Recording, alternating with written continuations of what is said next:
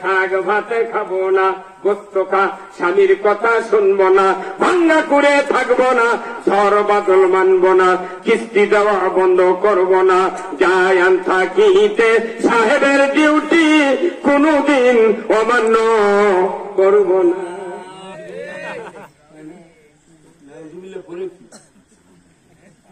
একটা করে কামড় 14.5 না 15 না কিস্তির সাথে জড়িত। এই গরিব গুলা চালানোর দোষ নাই, দোষ হলো ধনী মানুষের আর রাষ্ট্র শক্তি। রাষ্ট্র যদি সুদ হারাম করতো, আমার দেশে কোন মানুষ জাকাত চালু হলে 1 টাকা সুদ লাগবে না। আমরা মনে করি সুদ বেড়ে একটা লামসাম একটা ইন্টারেস্ট না। এই সুদের এত বড় অপরাধ, কোরআন শরীফে যতগুলি অপরাধ আছে, হাদিস শরীফে যতগুলি অপরাধ আছে, এই অপরাধের 1 নাম্বার 70 গুণ অপরাধ হলে 1 সুদের। রাসূল বলছেন 1 নাম্বার অপরাধ হলো আল্লাহ রাসূলের সাথে যুদ্ধ ঘোষণা, আর 70 নাম্বার অপরাধ হলো নিজের মাকে নিকাহ করা। এর মধ্যে 68 আছে। সুদ আল্লাহ হারাম করেছেন, আহাল্লাল বাইয়া হারামার রিবা, ব্যবসা হালাল সুদ হারাম। তারপরে মানুষ শোনে না। আল্লাহ তাই আল্লাহ যেন ওনাকে সংসদে উত্থাপন করার তৌফিক দেয়। আরো জোরে বলতে পারলেন না আমিন? এই জন্যই তো এমপি বানানো হয়, কথা ঠিক না? কিন্তু এমপিরা দেখেন ঝগড়া করে ওটি, জনগণ মরে গুড়ে ওটি কোনো কথা নেই। এই কথা বলেন না আপনারা, এই করে ঠিক কিনা? আজকের মাহফিলের সম্মানিত বিশেষ অতিথিবৃন্দ, জনাব গোলাম মোস্তফা বাদল, জনাব খয়বর আলী, জনাব মোহাম্মদ আব্দুর রাজ্জাক মন্ডল রাজা, জনাব আজিজার রহমান পলাশ, জনাব মমতাজ বেগম, জনাব জনাবা লেখা লাগলে জনাব লিখলে হয় নিয়ে মানে জনাব অবদার আবদার সর্দার, জনাব আজহার আলী আল, এই কয় ভাইকে এই সমাজে শান্তি শৃঙ্খলা কায়েমের জন্য কোরআনের আইনের পক্ষে কথা বলার তৌফিক দান করুক বলুন আমিন। আজকের মাহফিলের সম্মানিত মেহমান বৃন্দ, হযরত মাওলানা রাকিবুল ইসলাম মাহমুদী মুহতামিম কয়রা নুরানি হাফিজিয়া মাদ্রাসা, আল্লাহ ভাইজানকে কোরআন এবং ইসলাম অনুযায়ী কথা বলার তৌফিক দান করুক বলুন আমিন। হযরত হাফেজ মাওলানা মোহাম্মদ খাদিমুল ইসলাম মুদারিস কয়রা হাফিজিয়া মাদ্রাসা, আল্লাহ ভাইকেও দ্বীনের জন্য কবুল করুক বলুন আমিন। স্থানীয় ওলামায়ে কেরামগণ, মঞ্চে বসা সুধীবৃন্দ, সামনে বসা মুরব্বিনে কেরাম, হাজী সাহেবগণ, বিভিন্ন মসজিদের ইমাম, মুয়াজ্জিন, মুক্তাদি সহ বিভিন্ন রাজনৈতিক দলের নেতৃবৃন্দ, যুবক ভাইরা, প্রাইমারি মাদ্রাসা, হাই স্কুল, কলেজের শিক্ষক মহোদয়গণ, ছাত্র ভাইরা, পর্দার অন্তরালে হাজারো মা বোনেরা, কচি কাচারা, ইন্তেজামিয়া কমিটি বর্গ সহ প্রচার মিডিয়ার সম্মানিত মাইকালা এবং ভিডিও ম্যান ভাইরা, সবার প্রতি আবার আমার সালাম, আসসালামু আলাইকুম ওয়া রাহমাতুল্লাহি ওয়া বারাকাতুহু। কেমন আছেন? আজকে আল্লাহ আমার সুস্থ রেখেছেন, আলহামদুলিল্লাহ। আমরা এমন এক সৃষ্টিকর্তার সৃষ্টি মখলুকাত, যিনি অন্ধকারে দিবালোকে মনের ভেতর আগামীকাল আমার কি চিন্তা আছে সেই কথাও সেই মুনিব জানেন, কথা ঠিক কিনা? এই মুনিবের চোখ, এই মুনিবের চিন্তা ধারণার থেকে 1 তিল পরিমাণ দূরে থাকবে এমন শক্তি পৃথিবীতে কাউকে নেই। সেই মুনিব আজকে আমাদের এখানে বৈশাখ মাসের 7 তারিখে রাতের বেলা বসার সুযোগ করে দিয়েছেন, এর জন্য আমরা বলি আলহামদুলিল্লাহ। পৃথিবীর শ্রেষ্ঠ একজন মানুষ, মহাপুরুষ, মহামানব, যিনি তাম পৃথিবীর ভেতরে একজন শ্রেষ্ঠ বাবা, তিনি হলেন জনাবে মুহাম্মদুর রাসূলুল্লাহ। তিনি হলেন সকল নানা, তিনি সকল রাখাল, তিনি সফল সেনাপতি, তিনি সফল একজন রাষ্ট্রপতি, সফল, তিনি একজন শাফিউল মুজদামিন, কিয়ামতের ময়দানে সুপারিশকারী, কথা ঠিক কিনা? যার সুপারিশ ছাড়া একজন নবী রাসূলও আল্লাহর জান্নাতে পদার্পণ করতে পারবেন না। আমাদের তো কথাই নেই, কথা ঠিক কিনা? সেই রাসূল শ্রেষ্ঠ সফল রাষ্ট্রনায়ক, আমরা কি এটা মেনে নিতে পারছি? সবাই বলেন নাকি ইনশাআল্লাহ? আমার দেশের জনপ্রতিনিধি মেম্বার থেকে শুরু করে প্রধানমন্ত্রী পর্যন্ত যারা মানুষের ভোটে নির্বাচিত হন, এই লোকগুলি যদি রাসূলের সফল রাষ্ট্রনায়ক এই আদর্শ যদি মেনে নিতে পারত, আমার দেশে সুদ চলত না। ভাই আপনার কথা বললে লেগে ঠিক করে না। এই হুজুরটাও যে হেলান দিয়ে বসে আছে, একটাবার মুখ খুলল না।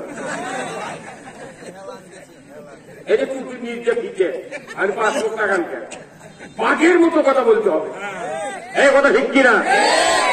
আমার দেশের মেম্বার থেকে প্রধানমন্ত্রী পর্যন্ত যদি এই জনপ্রতিনিধি দ্বারা সরকার অফিসার বাদ দেন, সব বাদ, নির্বাচিত যারা হন জনগণের ভোটে, তারা যদি রাসূল যে সফল রাষ্ট্রনায়ক তার আদর্শ যদি মেনে নিতে পারতাম বা পারত, আমার দেশে সুদ চলত না, আমার দেশে চুরি হতো না, আমার দেশে জানা হতো না, আমার দেশে দুর্নীতি হতো না, আমার দেশে মসজিদে জুতা চুরি হতো না। আপনি কি করবেন? আল্লাহ তাআলা ডাইরেক্ট কোরআনে বলছেন, কুল ইন কুনতুম তুহিব্বুনাল্লাহ, হে নবী আপনি বলে দিন আপনার উম্মতেরা যদি আমি আল্লাহ আমাকে ভালোবাসতে চাই, কাকে? আল্লাহকে যদি ভালোবাসতে চাই, কেউ যদি আমরা আল্লাহকে ভালোবাসতে চাই, এটা আল্লাহ আবেদন করছেন রাসূলের কাছে, হুজুর হে হাবিব আপনি বলে দিন আপনার উম্মতেরা যদি আমাকে ভালোবাসতে চায়, আমি আল্লাহ আমাকে ভালোবাসতে চাই, তাহলে ফাত্তাবিউনি, আপনার যেন অনুসরণ করে। আপনার নবুয়তের জীবন, নবুয়তের আগের জীবনও রাসূলের যে স্বচ্ছতা, আপনার নবুয়তের 23 বছরের নবুয়তি জীবন যেন তারা অনুসরণ করে। আপনার নবুয়তের অনুসরণের পর আমাকে ভালোবাসা হবে তাদের। অনুসরণ যদি না করে, মুখে যতই দাড়ি থাক, টুপি থাক, পাগড়ি থাক, জুব্বা থাক, যতই চাপা থাক, আল্লাহর ভালোবাসা হবে না। আমরা বাংলাদেশের মানুষ রাসূলের অনুসরণ করি না, নেতার অনুসরণ করি। কেউ টুপি দিয়ে, কেউ কোট দিয়ে, কেউ জামা দিয়ে, কেউ গায়ে চাদর দিয়ে, কেউ জুব্বা দিয়ে, কেউ পাঞ্জাবি দিয়ে। এই কথা বলে না, কোন গ্রুপের লোক টুপি দিয়ে বোঝা যায়। অথচ রাসূল বলছেন আমার অনুসরণ ছাড়া আল্লাহকে ভালোবাসা যায় না। রাসূলের কতটা সুন্নাত আছে, কতটা আদর্শ আছে, এর তালিকা প্রত্যেকটা ইমানদারের ওই চৌকাঠে থাকা লাগবে। ঘর ধুপটি যাতে চোখে পড়ে, ছুটে যাতে চোখে পড়ে, কথা ঠিক কিনা? কিন্তু আছে না, ওই কলেজত আছে 40 জন প্রিন্সিপাল চাকরি পাচ্ছে, 40 জন অবসরে চলে গেছে, তাদের তালিকা আছে, কিন্তু রাসূলের আদর্শের তালিকা নাই, কথা ঠিক কিনা? তাহলে আপনি বলেন রাসূলের অনুসরণ ছাড়া আল্লাহকে ভালোবাসা যায় না। উনি কি বলে যে তোমরা যদি আল্লাহ ভালোবাসতে চাও তাহলে নবী ভালোবাসো, এই কথা ঠিক না। নবীর ভালোবাসা কি? রাসূলের অনুসরণ করতে বলেছেন কে? আল্লাহ। তাহলে রাসূলের আদর্শ, যতগুলো আদর্শ আছে, সুন্নাত আছে, এই সুন্নাতের ভিতরে 1 নম্বর সুন্নাত হলো কোরআন দিয়ে পৃথিবী চালানো। কথা বলে আপনার ঠিক করে, এই কোরআন দিয়ে পৃথিবী চালাতে হবে, এর 1 নম্বর সুন্নাত। এই 1 নম্বর সুন্নাত বাদ দিয়ে যদি 999 সুন্নাত মানতে তুই নদী দিয়ে ভাসিয়া যায়, ওর কোন সুন্নতের কাম হবে না। এই সুন্নত যদি বাদ দেন, দুনিয়াতে কোনো হারাম বন্ধ হবে না, কোন অন্যায় বন্ধ হবে না। কোরআনই হলো সকল অন্যায়ের মূলোৎপাটনের চাবিকাঠি। খালি কোরআন বলছে রসুলের অনুসরণের মাধ্যমে আল্লাহকে ভালোবাসতে হবে। আল্লাহ এত বড় দয়ালু, উনি আবার বলছেন আমার যদি ভালোবাসো আমি আল্লাহ ওই হুবেব কুমুল্লাহ, আমিও তোমাদেরকে ভালোবাসবো। আল্লাহর ভালোবাসার কথা শুনে সুবহানাল্লাহকে আসতে হবে না জোরে হবে? কোন যুবক যদি কোন যুবতী যদি ভালোবাসে, প্রেম করে, সে তো চায়, অনবরত চায় ওর মুখ দেয়া না খালি হ্যালো হ্যালো, তারপরে খালি গল্প খানিক্ষণ পর যদি ওই বিয়েটা বলে আমি তোমাকে জীবন দিয়ে ভালোবাসি, তাহলে ওর কাছে 1 কোটি টাকা দাম। একটা মেয়ের ভালোবাসা মুখ দিয়ে বের করে নেওয়ার জন্য কত অঙ্গি ভঙ্গি দিয়ে কথা কয়। আর আল্লাহ বলছেন তোমরা যদি নবীর অনুসরণের মধ্যে আমাকে ভালোবাসো আমি আল্লাহ ইউহিব্বুকুমুল্লাহ, আমিও তোমাদেরকে ভালোবাসবো। আল্লাহু আকবার। আল্লাহর ভালোবাসা পাওয়া চারটিখানি মর্যাদার কাম নয়। এমপির ভালোবাসা পাওয়া যায়, চেয়ারম্যানের ভালোবাসা পাওয়া যায়, মেম্বারের ভালোবাসা পাওয়া যায়, কিন্তু স্ত্রীর ভালোবাসা পেতে গেলে তেল খড়ি পোড়া লাগে। আমি মেম্বারও ভালোবাসি পায়খানার পাঠের জন্য, চেয়ারম্যানও ভালোবাসেন নাগরিকদের সার্ভিস দেওয়ার জন্য, এমপি ভালোবাসেন মুখস্থ গাড়ি গুড়ি রাস্তাঘাট পাওয়ার জন্য। কথা ঠিক কিন্তু আমার রাসূল বলছেন তোমার স্ত্রীকে ভালোবাসতে হবে জান্নাতের জন্য। আপনার স্ত্রী যদি বলে আল্লাহ আমার স্বামী উত্তম স্বামী, আমার স্বামীর মতো উত্তম স্বামী আর পৃথিবীতে কাউ নাই, আপনি যদি মুত্তাকি হন, নামাজি হন, রাসূল বলছেন ওই স্বামী নির্ঘাত জান্নাতি। স্ত্রীর সাথে কতখানি ভালো ব্যবহার করলে আপনার সকাল সন্ধ্যা সালাম দিবি, বাবের বাড়ি থেকে সালাম দিবি, রাত্রি আপনি আত্মীয় বাড়ি থেকে আইলেন দরজা খুলে দিয়ে বলবে আসসালামু আলাইকুম। স্ত্রীর থেকে সালামকে আদায় করা কোনটা মর্দের কাজ? আমি সকালে 2 থাপ্পড়, দুপুরে 1 কিল, রাত্রে সবসময় ঘুরছি, আর ওই যদি আমরা সালাম দিবি নাকি? এই হুজুর কথা বললে কেউ সালাম দিবে? আজি তো শুনলেন যে স্ত্রী যদি উত্তম করে নির্ঘাত জান্নাতি। আজি রাত্রে শুয়ে যখন শুয়ে দেবেন সবার থেকে যা বলবেন নইবের মা তুমি খালি আমাকে একবার ভালো কত, আমি জান্নাতে গেছি। এখানে রাস্তা ধরছে ওই সাথে মেলা মানুষের স্ত্রী আছে মুখ ধন্যা তাকে ধরে কবি তুই যে পিতা পিছিস তুই জীবনে ভালো কমা না। স্ত্রী যদি সুপারিশ না করে আপনি আপনি আপনি চরিত্রবান, আপনি সফল স্বামী নন। এখন মনে মনে চিন্তা করেন আমি এতদিন বিয়ে করে এনে কি করছি, না অত সোজা নয়। বউ সন্তুষ্ট হয়নি, বাপ মা সন্তুষ্ট হয়নি, নবীর সন্তুষ্টি করার জন্য 16 হাত পাগড়ি 14 হাত দাঁড়িয়ে ঘুরছে। আমার রাসূল বলছেন হুমা জান্নাতুকা ওয়া নারুকা, ওই পিতা মাতায় জান্নাত, পিতা মাতায় জাহান্নাম। পিতা মাতার হক আদায় করা বাদ দিয়ে ওই তরিকার পথে ঘুরছে। ওরে সবাই জেকের করা দেখলে মাথা চলে না, এই গুঁজ দিয়ে হাসলে চলছে। কি দেখে রে আবার কেউ বলছে আল্লাহ তখন বলছে এই দিদি দেখো লাখত মার কি আল্লাহ খালি জেকের করতে বলেন নাই, জেকের করি কিন্তু আল্লাহর হুকুম মানতে হবে। এই যে আমার এই সভাপতি সাহেব, আপনার নাম কি জানো বললাম? আলতাফ হোসেন। এই মুরব্বী সকালবেলা চলে গেছে নওগাঁ, যাওয়ার সময় ওনার বড় ছেলে বলে গেছে বাবা ধান তো ওই ধান ওই দিঘি পার, তারপর কি কয় পুষে মারা এই যে সব কাটা শুরু হবে কালীগঞ্জ। আমার ওই 5 কাঠা জমি পাঠিয়েছে, তুমি একটা সুদে মানুষ নিয়ে 5 কাঠা জমি ধান কাটে ওরে পিঠে ওই 8টার হাটত নিয়ে আসবে। আমি নওগাঁ থেকে এসে হাট বাজার করা লিখে জামাইয়ের বাড়ি পকেটের টাকা নেই। এই কথা বড় বেটা কয়া চলে গেছে। 3টার সময় আসছে আত্মারায় হাটে, আজকে গ্রামের মাঠে কত কেবা আমার ছেলে দেখিস কোথায় চাষা নাই তো তখন কেড়ে আমার হাট করা লিখবি ধান কাছে বেঁচে লিবে হাট করা লিখবি জামাই আসতে পারি মোটা হাট তন্ন তন্ন করে খুঁজিয়া বেটা নেই খেপে চলে আসছে বাড়ি। আজকে আমার স্ত্রী সালাম দিয়েছে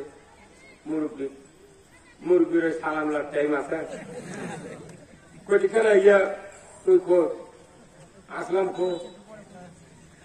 কোথেকে জানি আপনি সকালবেলা কি যেন বলে গেছেন ওই সকাল উঠে উজু করে ওই ঘরের মধ্যে খিল দিয়া আপনি যা কয়া গেছেন ওই সেটা কিছু করছে আমি কোন কথার কিছু বুঝে পারলাম না।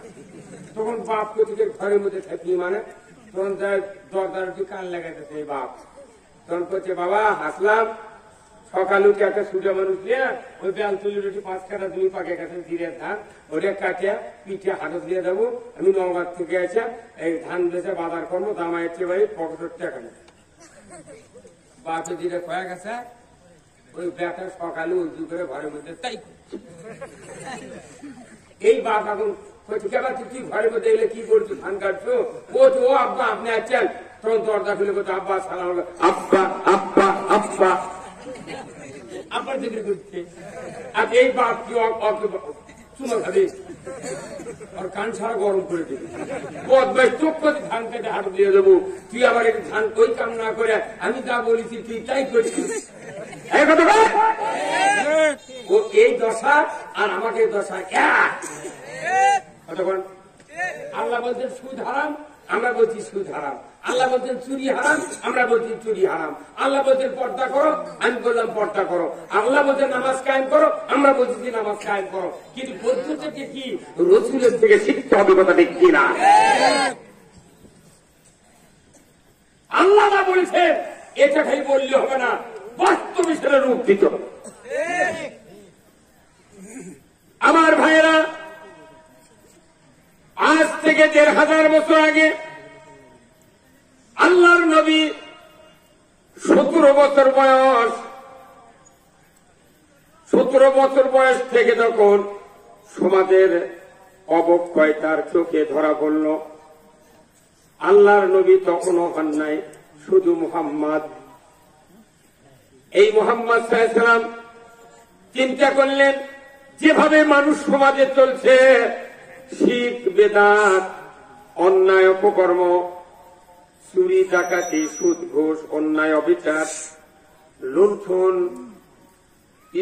মেয়ে শিশুকে জীবিত কবর দেওয়া, যতগুলি অন্যায় সমাজে চলছে এইভাবেই যদি চলতে থাকে এই মানুষগুলিকে কিয়ামতের দিন জাহান্নামে যেতে হবে। অতএব এই সমাজ পরিবর্তনের জন্য ১৭ বছর থেকে উনি আন্দোলন চালালেন, চেষ্টা করলেন হিলফুল ফুজুল সংগঠনের মাধ্যমে, কিন্তু সমাজের কোন সুরাহা উনি খুঁজে পান নাই।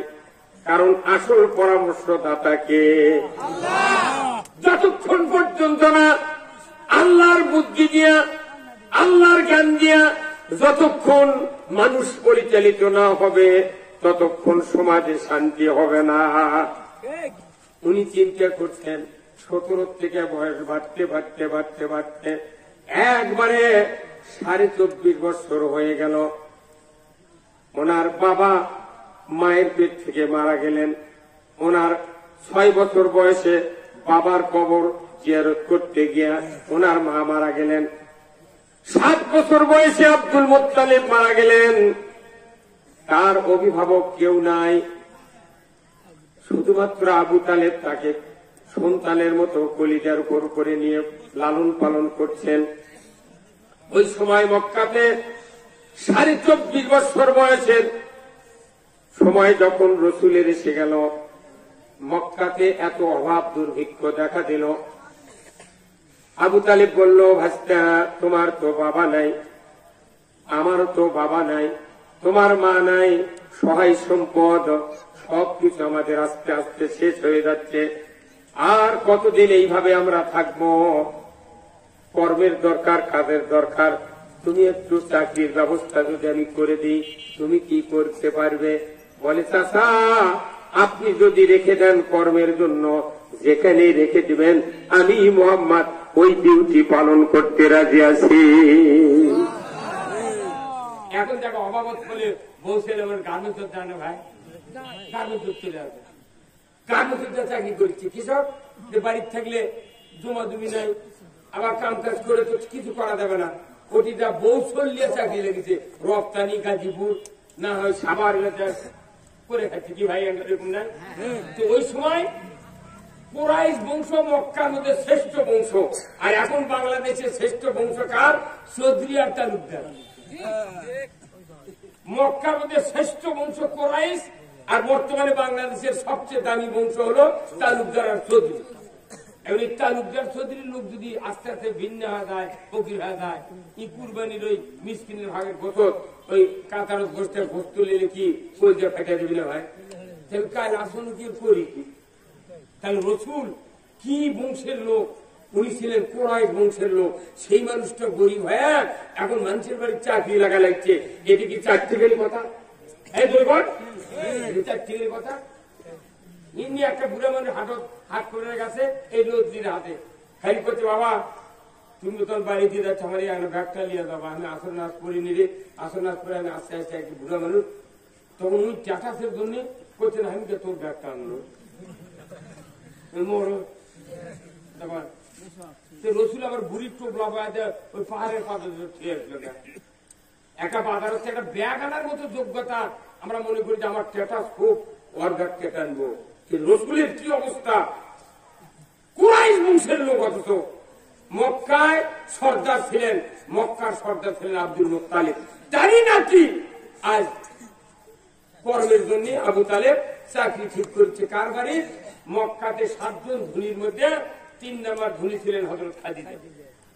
তাই চাকরি ঠিক করছে, চাকরি পার হওয়া শেষ, 1 দিন 2 দিন করতে করতে 25 বছর চলে গেছে বয়স। হযরত খাদিজা একদিন সকালবেলা নাস্তা করে দুম্বা ছাগল মোহাম্মদের হাতে দিয়েছে, তুমি নিয়ে যাও, পাথারত নিয়ে যাও, মরুভূমি প্রান্ত নিয়ে যাও। যায় চলে যাচ্ছে, খাদিজা জানলাত বসে আছে, দেখিচ্ছে মোহাম্মদ এতদিন তো দেখিনি, আজ দেখছি কোন দিক যায়।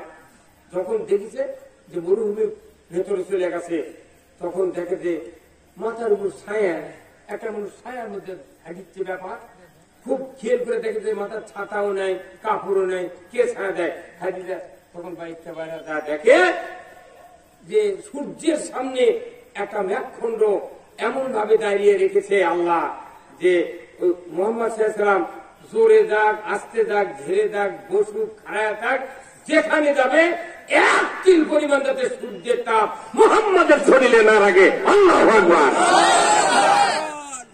এই দৃশ্য 3 দিন দেখতে খাদিজা, দেখার পর চিন্তা করছে কি ব্যাপার, দেশে মানুষ তো নয়, আকাশে মেঘ ছায়া দিচ্ছে, এটা আমাকে লাল্লুর মধ্যে লাগে, কি কথা কয়? ছাতি মাথা ধরলে আমাকে বাতাস উঠলে পল্টে দেয়, ছাতি মাথা দিলে পল্টে ফেলে দেয় আল্লাহ, তোর মাথার ছাতি থাকবে কে? রসুল তিনি এখনো নবী হন নাই, 25 বছর বয়স। খাদিজা ফিরে আসছেন মোহাম্মদ সাল্লাল্লাহু আলাইহি ওয়াসাল্লাম, সন্ধ্যার সময় বলছে বাবা মোহাম্মদ কি বলেন মুনিব, আমি একটু তোমাকে একটা আবেদন করব। কি না, তোমার আমি একবারে নিজের লোক হিসেবে করে নিতে চাই, তার মানে বিয়ে করতে চাই। কি সাহস! হযরত খাদিজার তখন একটা স্বামী তালাক দিয়েছে, আর একটা স্বামী মারা গেছে, এই অবস্থায় বিধবা মহিলা ধনী মানুষ, তাই বলিতে তোমাকে আমি বিবাহ করতে চাই, তোমার মতামত কি? তখন মোহাম্মদ সাল্লাল্লাহু আলাইহি ওয়াসাল্লাম বললেন, মুনিব আপনি মুনিব, আমি আপনার গোলাম, আমি আপনার বাড়ি কিসের কাজ করি? শোনেন, আমার বাপ নাই, মাও নাই, ভাই নাই, কেউ নাই, দাদাও নাই, বাসে চাচা আছে আবু তালেব, উনি আমার অভিভাবক, ওনার না বলা পর্যন্ত আমি কোন উত্তর দিতে পারবো না। 25 বছরের যুবকের কি আদর্শ! এখন যদি বাংলাদেশে 16 বছর একটা যুবক, এই গায়ে যদি বিধবা একটা মহিলা, 40 বিঘা জমি, 4-5টা দোকান ঘর আছে, নদী বাজারত 8টা আছে বাসা, 9 আছে 3টে বাসা, এই মেয়ে যদি বিধবা মেয়ে যদি কয় দেবা তোর দেখে আমার খুব মন লাগেছে, তুই বিয়ে করবো, তখনই 16 বছরের যুবকের যদি দাদা থাকে, বাপ থাকে, নানা থাকে, দুলা ভাই থাকে, ভাই থাকে, কাকু কবে না কবি আজই টোপলাবান আমরা ঢাকা। বাংলাদেশের যুবকেরা যদি রসুলের ওই 25 বছরের আদর্শ মানতাম, আমার দেশের একটা যুবক বাপ ভাই মা দাদা দাদির ব্যতিক্রম মতের কারণে একটা বিবাহ করতাম না। রসুলের কি আদর্শ, 25 বছর নবী হয়নি, তাই আদর্শ দেখেন যে চাষা ছাড়া আমি পারিব না। আপনি খবর পারবেন উনকে ভেউ হওয়া দেখে যদি বেশি দানা হয়, তুমি যদি 8 বছর বিয়ে করছে, তুমি আর তৃপ্তা বিল করবি না। কি আদর্শ, বিয়ে হয়ে গেল 25-এ বিয়ে করলেন উনি, 40-এ নবুয়ত পেলেন, 37 বছর যখন ওনার বয়স, তখন আপনার খাদিজার বয়স হলো 53 বছর। 53 বছরের একজন মহিলা গাড়ি হিরা জাবালে নূর পাহাড় জমিন থেকে 2500 ফিট উঁচু, আল্লাহু আকবার, 2500 ফিট উঁচু পাহাড়ের গুহায় আল্লাহ রসুল বলেন, খাদিজা বহুদিন হলে চেষ্টা করছি যে সমাজ ভালো করার জন্য, আমি কোন রাস্তা পাইনি, আমি একটু গাড়ি হিরা নির্জন আমি একটু আল্লাহকে ডাকবো, দেখি ব্যবস্থা হয় নাকি। 3.5 বছর জাবালে নূর গাড়ি হিরায় উনি ধ্যান করলেন। এই 3.5 বছর 53 বছরের মহিলা 2500 ফিট উঁচু পাহাড় যারা হজ করেছেন, একটা যুবক মানুষ 4 বার রেস্ট নিয়ে তার বড় চালায় একবারে খারাপ। সেখানে 53 বছরের মহিলা 3.5 বছর ভাত পানি খুরমা বয়া বয়া রসুলকে খেলেছে। তখন নবী হয়নি, এত বড় ধনী মানুষ। কথা বলেন, আজকে আমাদের বাংলাদেশে আমাদের স্ত্রীরা যদি, বাংলাদেশের মহিলারা যদি খাদিজার ওই 53 বছরের আদর্শ মানত, তাহলে আমাদের দেশের স্বামীরা বলতে শীত রে আলতাফের মা ফজরের সময় পানি গরম করে দাও, উজু করে দুম্মা দাও। ওই করছে যে গ্যাসের চুলার গ্যাস আছে, বালতি পানি আছে, আরো গামছা আছে, পিঁড়ার বদনা আছে, তুমি গরম করে উজু করেছো। যখন স্বামী পায় তাই গেলে তো সব আরক্ত বলে পানটি দুটি তখন করছে উঠিচ্ছি। আমি নবীর স্ত্রী এখন হন নাই, উনি মুহাম্মাদের স্ত্রী হয়েছেন। ওই নারীর কি আদর্শ, কি আদর্শ! আমার ভাইয়েরা, এই নবী 40 বছর পূর্তি হল, 39 বছর 11 মাস 29 দিন, রাত্রি 12টার পর আল্লাহ বললেন, জিব্রাইল কোথায়? জিব্রাইল সালাম বললেন, লাব্বাইক আল্লাহুম্মা লাব্বাইক, আল্লাহ আমি হাজির। আল্লাহ বললেন, জিব্রাইল মুহূর্ত কাল দেরি করো না, লৌহে মাহফুজ থেকে আমার কোরআনুল কারীম সূরা আলাকের 5টা আয়াত নিয়ে তুমি মক্কার অদূরে জাবালে নূর গারে হীরার ভেতরে আমার মুহাম্মদ আব্দুল্লাহর বেটা আমিনার কলিজার টুকরা আব্দুল মুত্তালিবের নাতি গারে হীরায় সিজদারত আছে, দুনিয়ার মানুষকে মুক্তি দিতে চায়। যাও রে জিব্রাইল, আজকে রাত 12টা 8 মিনিটে আমি তাকে নবুয়ত দেব, তাড়াতাড়ি করে তুমি কোরআনের আয়াতগুলি নিয়ে যাও। জিবরাইল সাল্লাম নিয়ে আসলেন। উনি জাবালে নূর গারে হীরার গেটে যখন দাঁড়ালেন, সাদা পোশাক পরিহিত নূরের তৈরি ফেরেশতা রসুল সেজদায় পড়ে আছেন। গুহা আলোকিত হয়ে গেল, চোখের ভিতরে আলো ঝলমল করছে। রসুল মাথা উঠালেন, মানুষ না কি জিন না ভূত উনি বুঝতে পারলেন না। জিন্দিগিতে কোনদিন দেখেনি জিবরাইল সাল্লামকে। জিবরাইল সাল্লাম বললেন, ইকরা বিসমি রাব্বিকাল্লাযী খলাক, পড়ুন মুহাম্মদ সৃষ্টিকর্তা রবের নামে। রসুল বললেন, আনা উম্মি, আমি পড়তে পারি না। ইকরা বিসমি রাব্বিকাল্লাযী খলাক, আবার বললেন, আনা উম্মি, আমি পড়তে পারি না। কিছু আমার চান্স দিচ্ছেন জিবরাইল, আবার বলা শুরু করবেন, ইকরা বিসমি রাব্বিকাল্লাযী খলাক। আল্লাহ বলে, জিবরাইল খবরদার খবরদার, আমি যাকে নবীদের সর্দার, মানুষের মুক্তির জন্য তাকে কোরআন দিয়া নবুয়ত আজকে দেব, তাকে তুমি বিরক্ত করো না। তুমি খবরদার তৃতীয়বার প্রশ্ন করতে পারবা না। তুমি আমার মুহাম্মাদের বুকের সাথে তোমার বুকটা একটু চাপিয়ে ধরো, আমি নিমিষের ভেতর তোমার বুকের কথাগুলি রসুলের পক্ষে পার করে দেব। সেই কোরআনের সেই কোরআন, এই মাদ্রাসার কোরআন হয়, কথা দেখছি না ওই কোরআন। আল্লাহ বলছেন কি, বড় মুহাম্মদ সৃষ্টিকর্তা রবের নামে। জিবরাইল আলাইহিস সালাম চাপ দিয়ে ধরলেন, 1 সেকেন্ডের মধ্যে পার হয়ে গেল ফটোস্টেট মিশিং এর মতো। ওটা চিন্তা করে বৈজ্ঞানিকরা ফটোস্টেট মিশিং বানাচ্ছে, ওটা জাল দলিল ফটোকপি করে গরিবের ভেউ লেখালার জন্য। আর এমপির সাথে লাইন আছে, বড় বড় অফিসার নেতা মানুষ তো গরিবের মোট ভেউ লেখে লেছে। পরে কিছু পদের কিবেন হচ্ছে আমার নিজেই ইচ্ছা করে মোট ভেউ ভাই কেড়ে নামে রেকর্ড করে লেছে। 3টা গুণ 1 কাটা দেয়নি।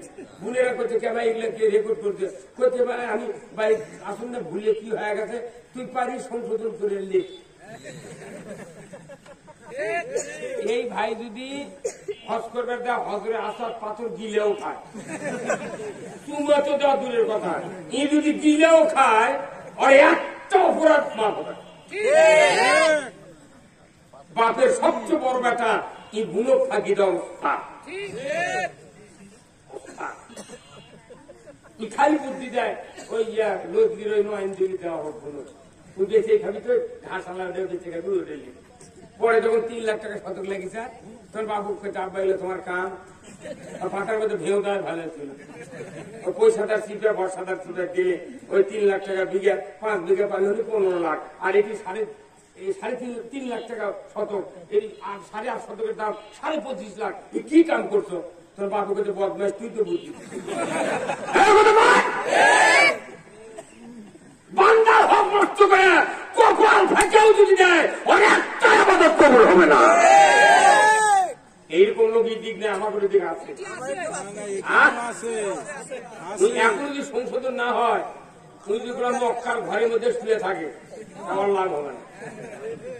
আর এই কথা না করলে আল্লাহ আমার কিয়ামতের দিন জিবা কাটে দিবি। তুই হক কথা করলু না কেন? হক করলে হক করলে বাস, বান্দার হক আর আল্লাহর হক। আল্লাহর হক নষ্ট করলে আল্লাহ মাফ করে দিতে পারে, কথা ঠিক কিনা? কিন্তু বান্দার হক 1 কিল পরিমাণ পরিশোধ না করলে জিন্দিগিতে মাথা ফাটালেও মাফ হবে না। তোর গহনা দিন ফু রাইয়া যাবে, তোর গহনা দিন ফু রাইয়া যাবে, যৌবনে লাগবে ভাতি, ওই দেখা যায় ডাকিতেছে তোমায় কবরের মাটি। 24 ঘন্টা কবর আমাদেরকে ডাকতেছে। কবরের কথা মনে নেই, কবরের কথা মনে নেই। সন্ধ্যার আগে 2 বাজাই বেলা, এক পলকে ভেঙ্গে যাবে তোমার রঙ্গেরি মেলা। কি কথা কি? চুলের ফোটার মধ্যে দুনিয়ার সব আনন্দ উল্লাস পরিকল্পনা নিমিষের ভেতর দেখতে চলে যায়। আমরা সময় হয়নি মরা, মানে কোথায় অকাল মৃত্যু হয়। বেলা ডুবলে তো শুনতে হবে, ওর বয়স পড়েনি তা কি মরে গেছে। ওই দিন কবি বলতেছে, সন্ধ্যার আগে 2 বাজাই বেলা, এক পলকে ভেঙ্গে যাবে তোমার রঙ্গেরি মেলা। কারে দিবা তুমি জোরে ধমক, কারে দিবা তুমি জোরে ধমক, কার মাথায় ভাঙবে লাঠি, ওই দেখা যায় ডাকিতেছে তোমায় কবরের মাটি। এই কবরের কথা আমাদের স্মরণ থাকতো, এই কবরের কথা অনুবাদ আমাদের স্মরণ থাকতো। মৃত্যুর কথা আমাদের ইচ্ছা মতো পৃথিবীতে চলতে পারতাম না। কে না বুঝে ভালো মন্দ সব বোঝে। আমার আল্লাহ বলছেন, ও দুনিয়ার মানুষ, তোমাদেরকে আমি সৃষ্টি করেছি পৃথিবীতে খলিফা করে, তুমি পৃথিবীর জমিনে গিয়ে আমার দাসত্ব করবে, আমার আনুগত্য করবে, আমার আইন ছাড়া কারোর আইন মানতে পারবে না। কার কথা? আমরা কি আল্লাহর আইন মানতে পারছি? বলুন তো। আজকে বাংলাদেশে গরু চুরি, হুন্ডা চুরি, জুতো চুরি, পুকুরের মাছ চুরি হচ্ছে কি হচ্ছে না? অনুবর্ত চুরি চুরি করছি, চুরি বন্ধ হচ্ছে। আমার নন্দীগ্রাম থানার এমপির গাঁও 6টা গরু চুরি হবে। এমপির গাঁও থেকে 6টা গরু চলে দেবে। আপনি কোন তো এমপির যদি গরু চুরি হয় তার থানার ওসির চাকরি থাকার কথা? এই কথা কোন এরা খুঁজে খুঁজে মাটির তলে থেকে পুলিশ যা চোরক ধরে, আসামি ধরে, এবার ধরে না। তাহলে আমার নন্দীগ্রাম থানাতে এমপির গাঁও থেকে 6টা গরু চুরি হবে, তাও চাকরি আসি। তাহলে বলবেন এই ওয়ার্ডে, এখানে ওয়ার্ড আছে, এই ওয়ার্ডের একটা মেম্বারের ওয়ার্ডে হুন্ডা চুরি আছে, গরু চুরি আছে, একজোড়া স্যান্ডেল চুরি আছে দুর্গার থেকে। এই নিম্বর তখন চেয়ারম্যান জানার লাগবে, চেয়ারম্যান সাহেব আমার ওয়ার্ডের থেকে গরু, হুন্ডা আর স্যান্ডেল চুরি আছে দুর্গার থেকে, আর কি বুদ্ধি সেটা করেন। চেয়ারম্যান যা এমপি বলবেন, এমপি যা আইনমন্ত্রী বলবেন, আইনমন্ত্রী বলবেন এই বয়তুল মোকাররম ইমাম সাহেব শোনেন তো, কি স্যার এই চুরি বন্ধের কোন ট্যাবলেট আছে? এটা তো প্রেসক্রিপশন, কথা ঠিক কিনা? ডাক্তার চিকিৎসা করে রুগীর, ডাক্তার দেখে তারপরে কলম দিয়ে খালি ওষুধের নাম লিখে দেয়, কথা ঠিক কিনা? এই ওষুধ যদি আপনি না কিনে খালি প্রেসক্রিপশন করেন, ওর ব্যায়াম ভালো হবে? তাহলে ওষুধ লিখে দিচ্ছে, আপনাকে ভিজিট দিতে লেখার কালির দাম লেছে 1000 টাকা। কথা হয় না রে? ওষুধের নাম লিখতে কালির যে ঘুরাতে তারই দাম লেছে 1000 টাকা, কলমের দাম 5 টাকা, আর 6টা ওষুধ লেখে তার ফি লেছে 1000 টাকা। 1000 টাকা ফি লেছে। আর ওর কাছে অমুক অমুক দোকানে তুমি যে ওষুধ কিনবে, ওষুধ কিনতে কি ডাক্তার টাকা দেয় না? রুগী টাকা দেখে নিছে। এখন ওষুধ কেনার পর আমি আলমারির থেকে হেলথ ফিক্সেশন করছে, ফ্লাজিন, সিপ্রোক্সিন, অ্যান্টাসিড, ভালো হবে? তাহলে কি করা লাগবে? আলমারির ছেলে হবে না, ওই ওষুধ খাওয়া লাগবে। কি কথা ঠিক কিনা? ওষুধ খাওয়া লাগবে। এখানে এটা হচ্ছে দুনিয়ার শান্তি, আখিরাতের মুক্তির প্রেসক্রিপশন। এখানে চুরি বন্ধের ট্যাবলেট আছে, জানা বন্ধের ট্যাবলেট আছে, ঘুষ বন্ধের ট্যাবলেট আছে, তারপর পর্দা কায়েমের ট্যাবলেট আছে, অন্যায় অপকর্ম সব ট্যাবলেট এখানে আছে। এটা যে আমরা পরে খতম তারাবি দিচ্ছি, সুরে তারাবি দিচ্ছি, বক্তৃতা দিচ্ছি, কিন্তু এই ট্যাবলেট খাওয়ার চিন্তা নেই। তাহলে এটা তো একটা ট্যাবলেটের কিতাব, এটা মানুষের শান্তি দেবে, আখিরাতে মুক্তি দেবে। সেই ট্যাবলেট আমরা খালি কোরআন দিয়ে পড়িচ্ছি, মাদ্রাসা ইটিউটি জুম্মাত হুজুররা পড়ে পড়ে মুখ দিয়ে খানা উঠে, ছাত্ররা রাতে 3টার সময় উঠে পড়িচ্ছে, খালি ঝুলিচ্ছে এইভাবে। মুই জানি যে চোখে ঘুম ছাড়িচ্ছে না, হুজুর আছে তবাক বসে চোখ মুজে খালি মুজে ঝুলিচ্ছি, বুঝাচ্ছে হুজুর আমি পড়িচ্ছি, কিন্তু চোখ মুজে আছে। কথা বল আমার ভাইরা, দুঃখের সাথে বলতে হয়, ওই বয়তুল মুকাররমের ইমাম সাহেবকে যখন জিজ্ঞাসা করবে হুজুর চুরি বন্ধের কি ট্যাবলেট আছে, হুজুর তখন বলবে হ্যাঁ আছে। কোথায় আছে সেই ট্যাবলেট?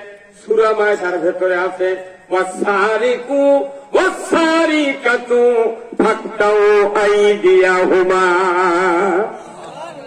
চোর আর চুন্নি যদি ধরা পড়ে, 5টা গ্যারান্টির পর খাদ্য, বস্ত্র, চিকিৎসা, শিক্ষা, বাসস্থান, এই 5টা গ্যারান্টির পর দুনিয়ার কোন মহিলার পুরুষ যদি নৈতিক চরিত্রের কারণে চুরি করে, আমার আল্লাহ বলেছেন আমার আইন দিয়া রাষ্ট্র শক্তি যদি হাত কাটার আইন পাশ করে দেয়, একটা চোরের হাত বয়তুল মুকাররমের উত্তর গেটে কেটে দেওয়ার দৃশ্য বিটিভি, এনটিভি, এসিটিভি, 21, 24, 71, 75, 76 চ্যানেলে যদি দেখানো হতো, আল্লাহর ইজ্জতের কসম, গরু চুরি, হুন্ডা চুরি তো দূরের কথা, মসজিদে একজোড়া স্যান্ডেল চুরি হতো না।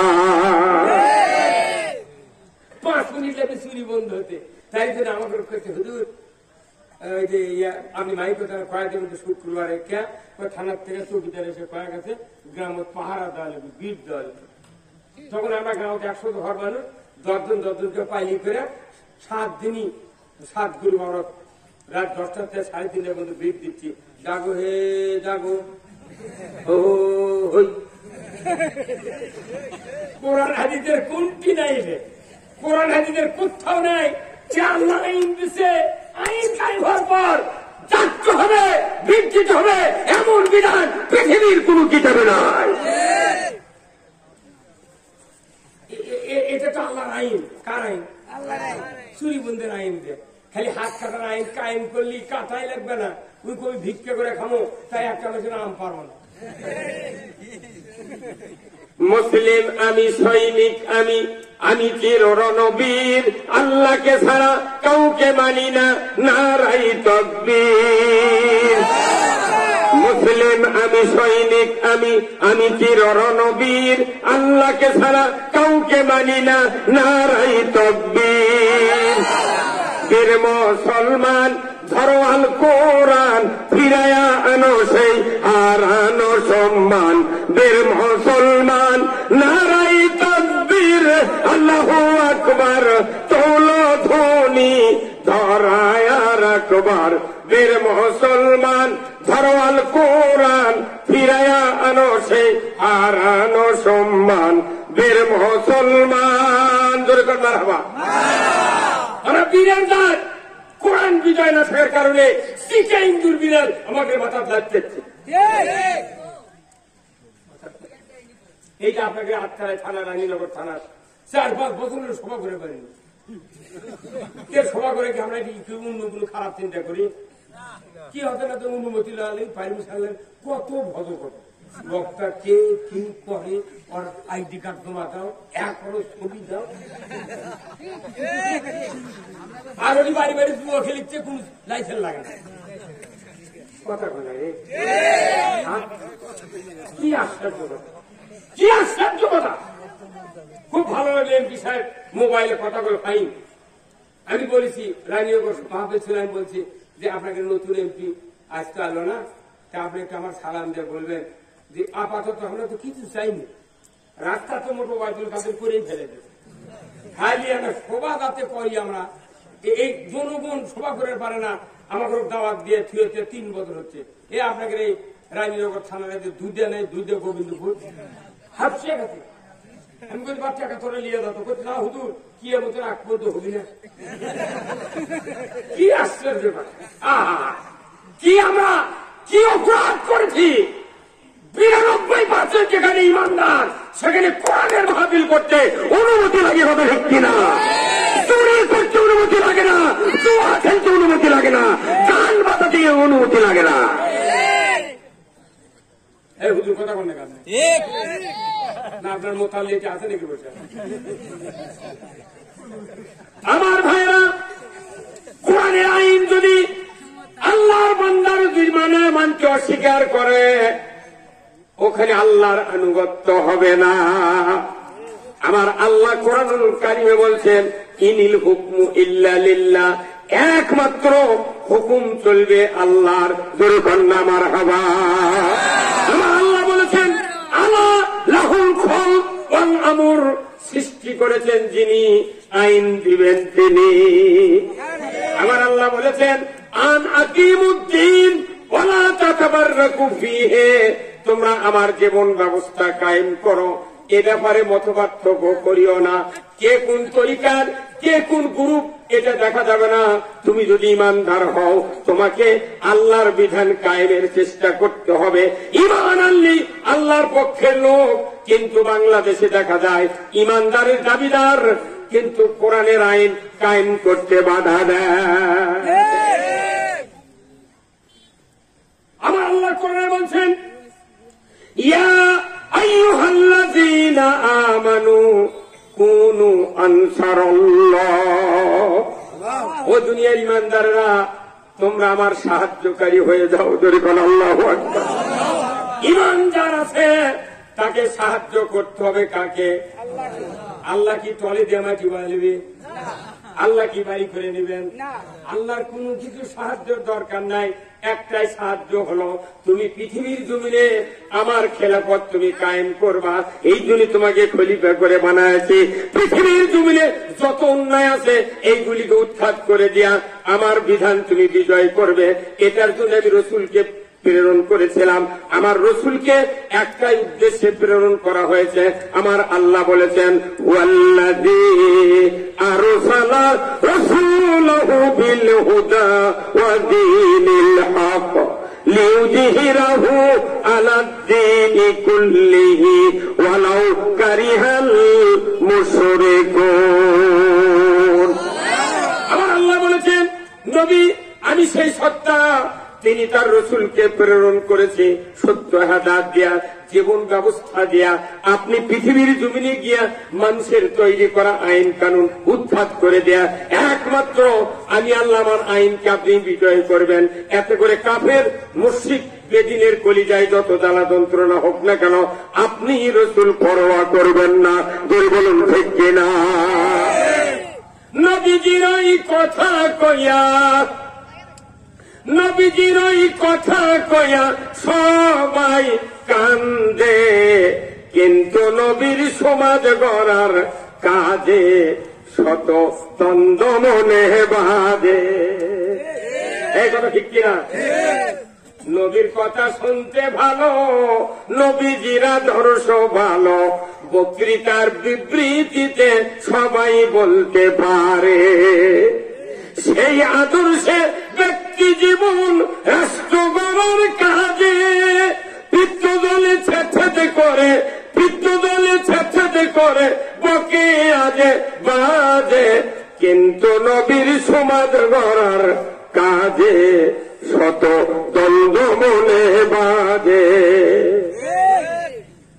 আল্লাহ তাআলা রসুলকে প্রেরণ করেছে উদ্দেশ্য একটাই, আল্লাহর দেওয়া জীবন ব্যবস্থা পৃথিবীর জমিনে বিজয় করতে হবে। কার কথা? আমরা যারা ইমানদার আছি, সকল ইমানদার আল্লাহর কোম্পানির রিপ্রেজেন্টেটিভ। কথা ঠিক কিনা? আল্লাহ কোরআনে বলছেন, ইয়া আইয়ুহাল্লাযীনা আমানু ইন তানসুরুল্লাহা ইয়ানসুরুকুম ওয়া ইউসাব্বিত আকদামাকুম।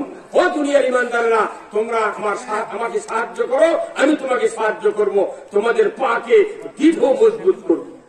আজকে তাম পৃথিবীতে 228টা রাষ্ট্রের ভেতরে প্রায় 42টা রাষ্ট্র মুসলিম কান্ট্রি, অথচ আজকে রসুলের প্রথম কেবলা বয়তুল আকসা মসজিদ আজকে 1967 সন থেকে শুরু করে আজ পর্যন্ত বয়তুল আকসা মসজিদকে ইহুদিরা দখল করে করে মুসলমান মারে মারে শেষ করে দিচ্ছে।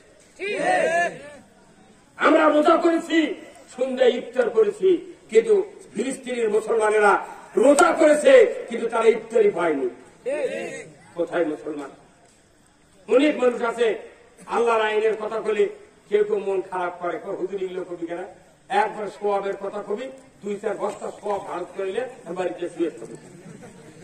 আপনি বলেন তো কোরআন হাদিসের কোন দলিল আছে যে কত বিলিয়ন কত কোটি সোয়াব বলে আল্লাহ জান্নাতে যাবো? এর কোন দলিল নেই। আল্লাহ আমাদেরকে পাঠাচ্ছে, দাসত্ব করতে হবে, আনুগত্য করতে হবে, আল্লাহর আইন মানতে হবে। এখন মনে করেন এই যে সভাপতি সাহেব এখানে 2 বিঘা জমির উপর একটা বাগান করছেন, ফলের গাছ, ফুলের গাছ, অনেক কিছু বাগান করে একটা মানুষ মালি হিসেবে বেতন দিয়ে রাখে উনি 6 মাসের সিল্লেট চলে গেছে। কয় মাসের? 6 মাসের সিল্লেট গেছেন। উনি এসে দেখে যে ফলের গাছ, ফুলের গাছ, আগাছা বানাসি দিয়ে একটা ঘিরে নিয়ে তলে ফেলে দিয়েছে। ইনি এসে ওই আগাছার উপর রাগ করবি না ওই মালির উপর রাগ করবি? হ্যাঁ, মালির উপর। তোমার দেখার দায়িত্ব দিচ্ছি, তুমি এগুলো করো নি কে? মালিক যখন মনে মনে, মালিক যখন চলে গেছে মনে মনে চিন্তা করছে, কে আগাছাও আল্লাহর সৃষ্টি, ফল ফুলও আল্লাহর সৃষ্টি, আমি মানে দাউলি দিয়ে আগাছাগুলো নষ্ট করে আমি মানে গুনাহ করছি। তুমি আমি দাউলি দিয়ে বানাসি ঘাস নিদেনি। তার মানে কি, যে ব্যক্তিকে পাহারা দেওয়ার জন্য সেট করে খেয়ে গেছে, ই হলো ফসলের জম। আমাদেরকে পৃথিবীতে বানাচ্ছে আল্লাহ খলিফা করে, এই পৃথিবীতে আল্লাহর আইন বিজয় করার জন্য, এই বাগান পরিচর্যা করার জন্য আমারও পাঠাচ্ছে। আমরা এসে সুদ তুলবে থাকছে না, কোথায় সুদ তুলে তুলবি? এমন কোন গ্রাম নাই 15.5 গ্রামত এই কিস্তির টাকা না ঢুকছে। শাক ভাতে খাবো না, গোস্ত খা স্বামীর কথা শুনবো না, ভাঙ্গা করে থাকবো না, ঝড় বাদল মানবো না, কিস্তি দেওয়া বন্ধ করবো না, যাই আন থাকিতে সাহেবের ডিউটি কোনদিন অমান্য করবো না।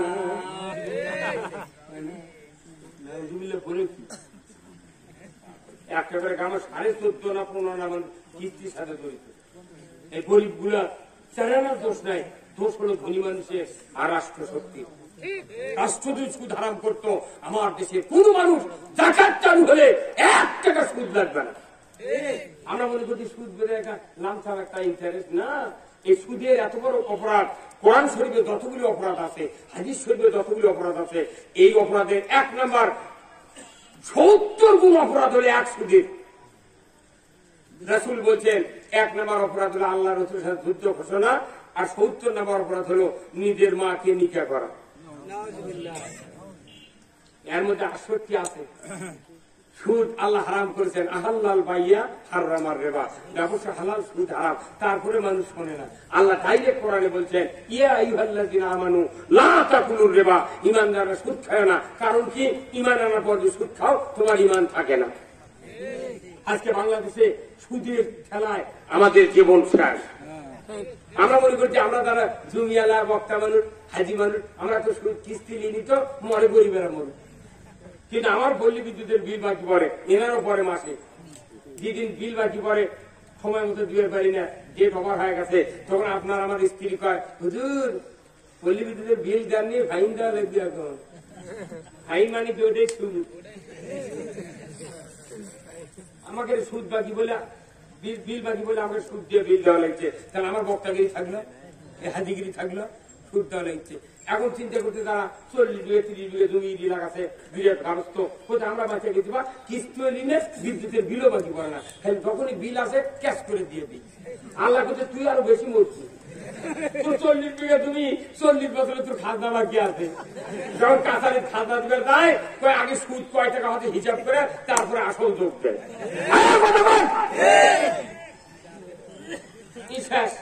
বলো এখন যারা বড় বড় হার্ডওয়ার্সের দোকান করছে, বড় বড় দোকানদার আছে, এরা কমপক্ষে 20 লাখ 30 লাখ 50 লাখ 1 কোটি 2 কোটি 10 কোটি টাকা সিসি লোন করছে ব্যাংক থেকে করে, এরা বিরাট হার্ডওয়ার্সের দোকান করছে। ওরা করছে আমরা বিল আসতে দিয়ে দিচ্ছি।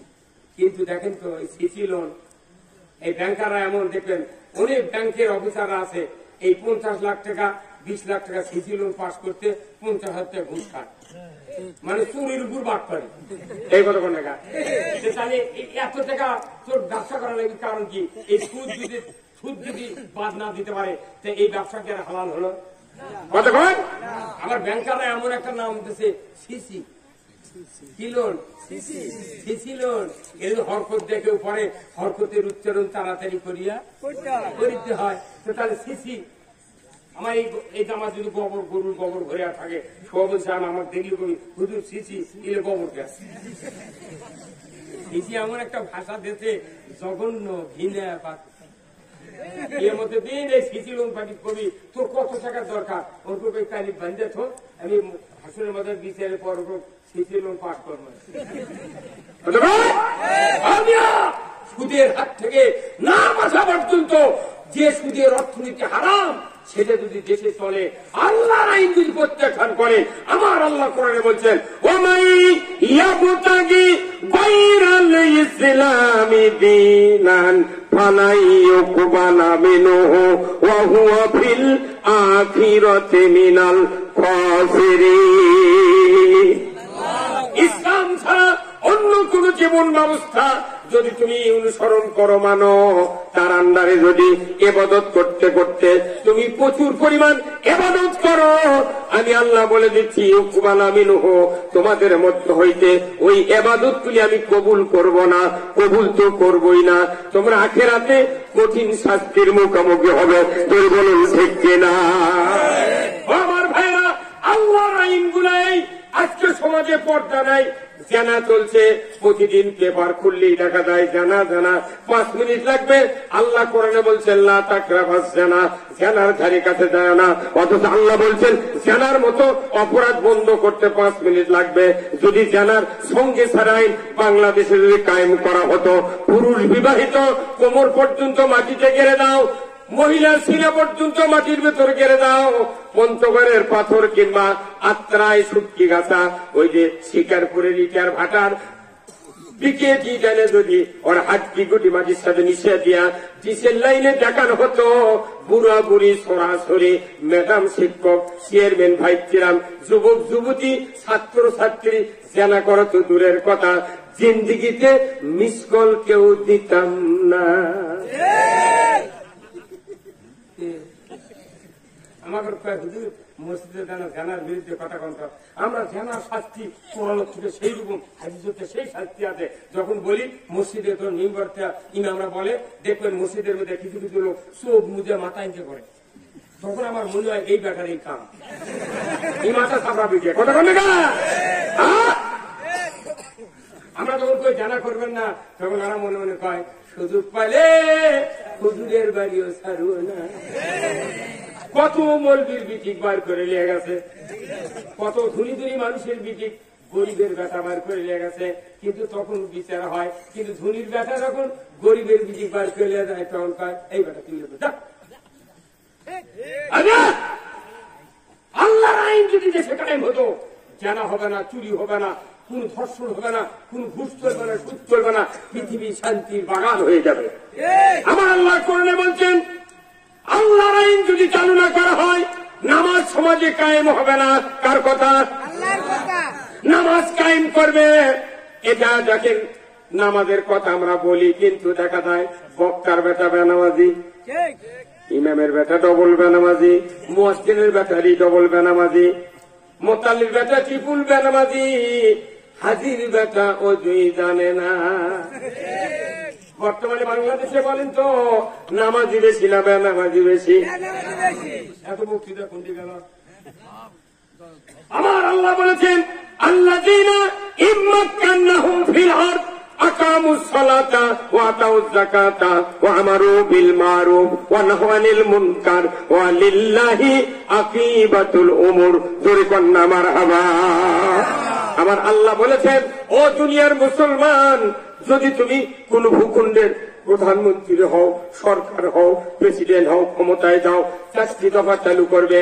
1 নম্বর হলো নামাজ কায়েমের আইন, 2 নম্বর যাকাত আদায়ের আইন, 3 নম্বর ন্যায়ের আদেশ, 4 নম্বর অন্যায়ের নিষেধ। এই 4টি দফা দুনিয়ার কোন সরকার জমিনে যদি চালু করে, আমার আল্লাহ বলেছেন জমিনটা হবে জান্নাতের জমিন। ওই জন্য তো খুতবার ভেতরে গতকাল ছিল শুক্রবার নাকি, তার আগে আজ কি বার?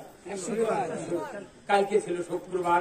আপনাদের এখানে যতগুলো মানুষ আমার সামনে বসে আছেন গত শুক্রবারে যারা নামাজ পড়েছেন, কালকের শুক্রবার সারা ধরে মৃত্যুর আগ পর্যন্ত যতদিন পড়বেন আর এতদিন যতদিন পড়েছেন, একটা হাদিস প্রতিদিন খুতবার ভেতরে ইমামরা বলে ওয়া সুলতানু জিল্লুল্লাহি ফিল আরদি মান আহানা সুলতানাল্লাহি ফিল আরদি আহানাহুল্লাহ।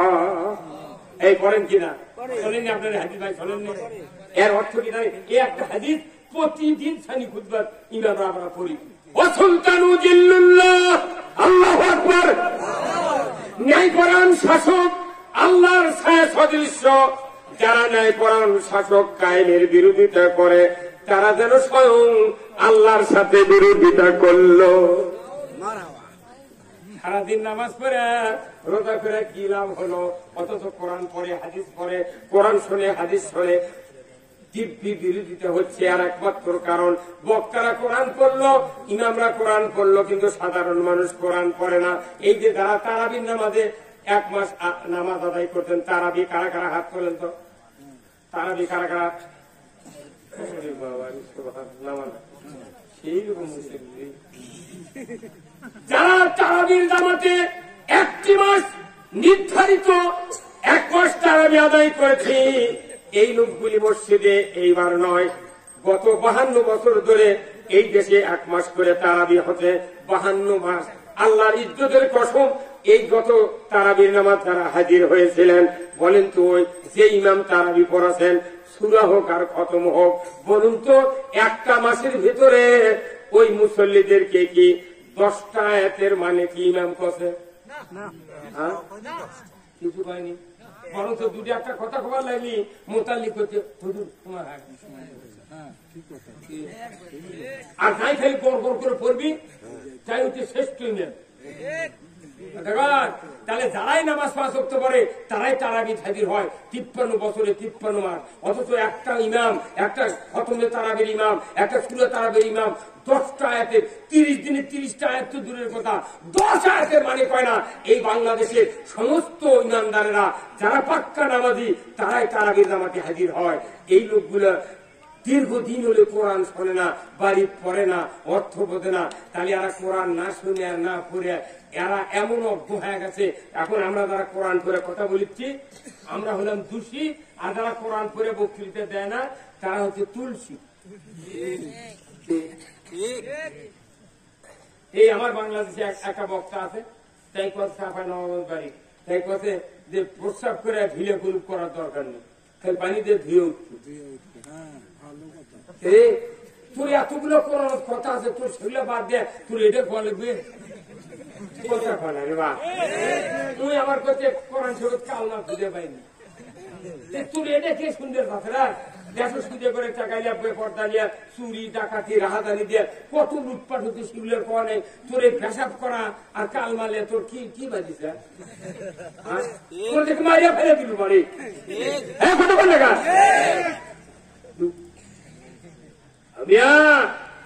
এতগুলি কথা এই জন্য বললাম, এই কথাগুলি গুলি মাদ্রাসার ওই ছাত্ররা পড়ে, কথা ঠিক কিনা? যে কথাগুলো আরবি বাংলা বললাম এই কথাই মাদ্রাসা পড়ে। কিন্তু এই মাদ্রাসাটা আবার কি কায়দা নেমেছে, যারা কমিটির লোক আছে ওকে একটা বেটা মাদ্রাসা পড়ে না। কথা কয় ঠিক করে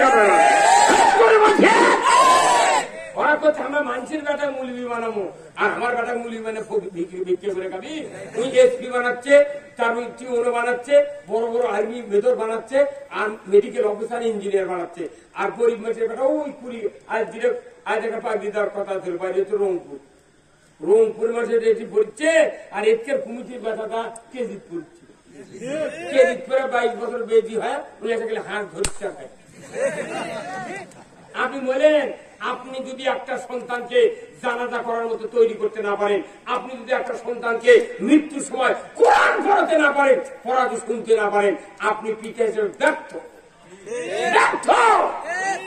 পানির কাছে মাদ্রাসা কেন আপনি একটা সন্তানকে আলিম বানালেন না, কেন হাফিজ বানালেন না?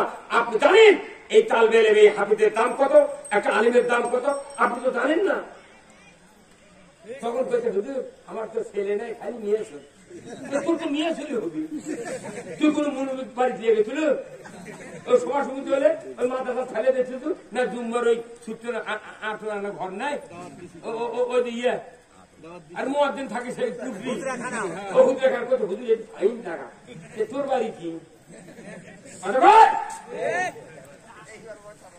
আমার ভাইরা, আল্লাহ রাব্বুল আলামিনের হাবিব, দুনিয়ার শ্রেষ্ঠ মহাপুরুষ, যার কথা কিয়ামত পর্যন্ত লড়চড় হবে না, ওই রাসূল বলেছেন, ইজা মাতাল ইনসানু ইনকাতানহু আমালু ইল্লা মিন সালাসাতিন ইল্লা মিন সাদাকাতিন জারিয়াতিন আও ইলমুহু ইয়ানতুবিহিন নাস আও ওয়ালাদুন সালিহ ইয়াদুলাহু বিরকান্না মারহাবা।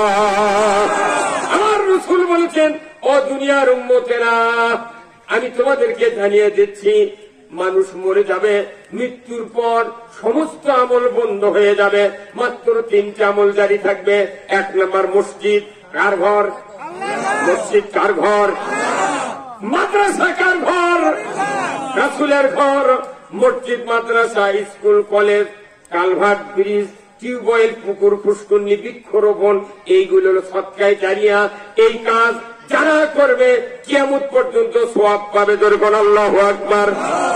আর একটি কাজ, আও ওয়ালাদুন সালিয়াদুলাহু, কাউর যদি একটা নেক সন্তান থাকে, আমার রাসূল বলেছেন ওই নেক সন্তানের কারণে পিতামাতার আমলনামায় কিয়ামত পর্যন্ত সওয়াব লেখা হয়। জোরে কন্যা মারহাবা। নেক সন্তানকে যার কোরআনের জ্ঞান আছে, রসুলের জ্ঞান আছে, হাদিসের জ্ঞান আছে, ইসলামের জ্ঞান আছে, দুনিয়া আখিরাতে মুক্তির জ্ঞান আছে, এর নাম হলো নেক সন্তান। ধরে বলুন ঠিক কিনা? এটা হলো নেক সন্তান। কিন্তু সেই নেক সন্তান হাফিজে মাদ্রাসা দেয়নি, উনি উপবৃত্তি খাওয়ার জন্য প্রাইভেট ভর্তি করতেছে, স্কুলে ভর্তি করে দেয়। বাবা উপবৃত্তির জন্য নিবন্ধন করছে, কত কি করছে, খালি মাসের বেতন লাগা। আর এটি কোথায় তোরা গরিব মানুষের ব্যথা মোটা হয়, সাইছিলাম খাবো, আনাজ খাবো, আর খালি ওই আলু খালি ঘাটি খাবো। আর এই যে ধানগুলা, এই যে ধান করে ইউরিয়া দিচ্ছে, এই মাসের তো 30-32 মন করে ধান হয়। 1 বিঘা জমিতে আপনাকে 1.5 মন ধান ওষুধ দেওয়া লাগবে। কয় মন? 1 বিঘা জমির 1.5 মন ধান যদি ওষুধ হয়, যাই 30 বিঘা লাগাচ্ছে, 30 দ্বারে কত হয়? 45 মন ওষুধ দেওয়া লাগবে। দেখবেন এই 45 মন ধান ওষুধ দিচ্ছে কি, ওই 5 মন ধান দিচ্ছে 75 খান্তি। ইটি 2.5 কেজি, উঠি 3 কেজি, ইটি 5 কেজি দিতে অনেক বহু দিছি বা 5 মন দিছে 75 টাকা দিয়ে করছে বহু দিছি। ওই পয়সাটা দিচ্ছি, বর্ষাটা দিচ্ছি, ওই সংস্পাড়া দিচ্ছি, ইটি দিচ্ছি, উঠি দিচ্ছি, লোট দিয়ে 8টা গয়লা দিয়ে তাহলে 5 মন দিছে 45-এর মধ্যে থাকে কয় মন? তাহলে 40 মন আছে। তাহলে 30 বছরে ইরি লাগাচ্ছে, 30 বছরে ইরি লাগাচ্ছে। তাহলে এই ইরির ধান 40 মন করে যদি থাকে ওর কাছে, তাহলে 30 দিয়ে 40 গুণ করলে কত হয়? 1200। হ্যাঁ, মরুদিদি কম্পিউটার ফেলবে,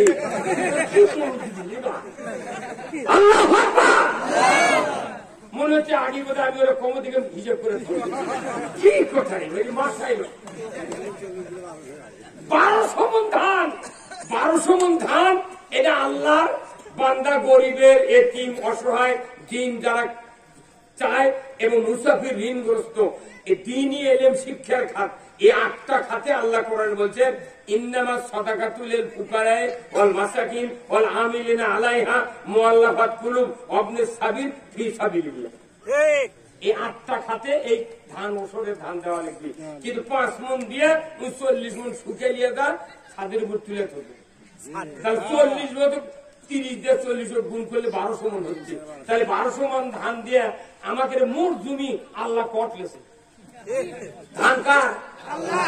আমাকে ধান দিয়ে আল্লাহ ওগুলা ধান দিয়ে আমাকে জমি কটলেছে। আমি ইচ্ছা করলে গয়লাপুর নদীর বাঁধ ভাগে ভাগে দিয়ে ওগুলা ডুবিয়ে আমি সাঁতার করে কতক্ষণে গা কালীগঞ্জের পুবে ধানলে চেনেন না? ওই ধানুলিয়া এবার সভা করছি, সভা খেয়ার পরে দর খেয়াল নেই। আমাকে এবার খেয়াল নেই করতে হুজুর খালি সাদা সাদা হবি তো। মাদ্রাসার ছাত্র তখন ধান তুলবার আসে, তখন ওই তফাত থেকে ধান আলাপ মুখ গাটা এটা শিখছে এই কতক্ষণ আসছে, তখন আপনার শেষ, আপনি শেষ। এই যে ধান এবারকার আবহাওয়া কি সুন্দর, কথা ঠিক কিনা? এইবার বাংলাদেশে একটা ধানের পোকা নেই, 20 আলা গলার দড়িতে মরছে। এই কীটনাশক আলা আমার করতে হুজুর এই ব্যাপার কি, পোকা লাগলো না কেবা? এবার তোরা 10 বছর লাভ করছে, এবার আমি কম কর না। এটা আল্লাহ নির্ধারণ করে দিয়েছে, ওয়াতুয়া হাক্কাহু ইয়াউমা হাসাদিহি, ফসল কর্তন করার পর পরই আমার হক আমাকে দিয়ে দাও। আল্লাহু আকবার। এখানে যতগুলো মানুষ আছে, এখানে 8 বছর হলে মাদ্রাসার সভা হচ্ছে, 8 বছরে মাদ্রাসা প্রতিষ্ঠিত। 2 মন ধান একটা বস্তাত না বেরিয়েছে, নিজের ইচ্ছায় মাদ্রাসার ছাত্র যায়নি, মৌলানা যায়নি, হাফেজ যায়নি, নিজের ইচ্ছায় ভ্যানত করে তুলে 2 মন ধানের মাদ্রাসা ফেলে দিয়েছে। একটা লোকের হাত তুলে দেখেন তো।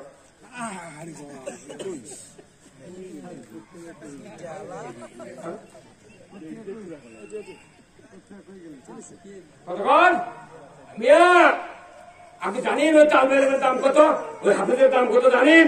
আমার রসুল বলছেন যে মাদ্রাসা তালবেলেম কোরআনের জ্ঞান অন্বেষণ করে, রসুল বলছেন তলাবুল ইলমে ফারিদাতুন আলা কুল্লি মুসলিমিন ওয়া মুসলিমাত। আল্লাহু আকবার। প্রত্যেক নর নারীর উপর কোরআনের জ্ঞান অর্জন করা ফরজ, সেই জ্ঞান এটি অর্জন হচ্ছে। কিন্তু আপনি তো অর্জন করেননি, আপনার ভিতর কোরআনের জ্ঞান নাই বিধায় আপনি 2 মন ধান বস্তাত করে মা ফেলিয়েছেন। কোনদিন মাদ্রাসাতে আমরা দিতে পারিনি। ওই মাদ্রাসার ছাত্ররা সাইকেলে টিউব নেই, টায়ার ডবল করে হুজুরা লেগেছে, ওই গরিব মানুষের বেটারা একজন পাশে পেয়ে দিচ্ছে, দুইজন হ্যান্ডেল ধরিস, সারাদিন ঘুরে ঘুরে খাওয়া নেই দাওয়া নেই, মাথার কপাল ভরে যাচ্ছে। একটা গ্রামের ওষুধ দিলে এই মাদ্রাসার কারোর কাছে ভিক্ষা করা লাগবে না। এই কথা এই গ্রামের কমপক্ষে 900 মণ ওষুধ উঠবে এই গ্রামে, 900 মণ। এই কোরিয়ালা এই গ্রামের নাম কি? কয়রা। কয়রা এই গ্রাম হলো বর্ষাতার আসাব্বর এসপি ছিল না আকবর হাজি, তারই হচ্ছে আমার বাড়ি। তারপরে তবুগরের বসিরউদ্দিন হাজি, ও তারই হচ্ছে নানা শ্বশুরের বাড়ি। ওই লোকটা বর্ষাটা ওই শ্বশুর বাড়ি বেড়াবার এসে পাথরের মধ্যে কুঞ্জন এসে এদিকে তুলে হেরে। আমরা পরে শুনলো যে কয়রা গাঁও কি, সেটি হেরে গেছে। আল্লাহ আমাকে এই কয়রা গাঁও দেওয়া জানিয়েছি। আমার বলছে হুজুর কোথায় যাবেন, সিংলা বাজার কোথায়? আমি বললাম খুলনা একটা কয়রা আমি মাহফিল করে এসেছি, খুলনা একটা কয়রা আছে আছে না? আমি বললাম কয়রা যাচ্ছি, কোথায় এত দূর এসে সবাই ধরে পারবেন, সবাইকে আজ না খায়। আমরা যাই দেখি তো কথা বুঝতে পারেনি। এরকম কয়রা গাঁও খুব ঐতিহ্যবাহী গাঁও, একটা বিভাগের গাঁয়ের নামে এই কয়রা। এই গ্রামে যদি 100টা বাড়ি থাকে, যদি গড়ে 30 বিঘা 20 বিঘা করে জমি থাকে, 20 বিঘা 20 দ্বারে 30 মণ, 30 বিঘা 30 দ্বারে 45 মণ ওষুধ দিতে হবে। তাই 10 মণ করে ওষুধ এই মাদ্রাসা দিলে কারোর কাছে ভিক্ষা করা লাগবে না। এটি তখন মাদ্রাসা ভিআইপি হবে, শিক্ষক ভিআইপি থাকবে, ভিআইপি মানুষের বেটারা এটি পড়বে। এখানে পড়লে একটা হাফেজ তৈরি করলে আপনার কি মর্যাদা, আমি আল্লাহ রসুলের হাদিস থেকে আপনাদেরকে সেই কথাগুলি বলবো। জোরে কোন মারহাবা, একটু জোরে সোরে তাকবীর দেন। লিল্লাহি তাকবীর, নারায়ে তাকবীর, নারায়ে তাকবীর।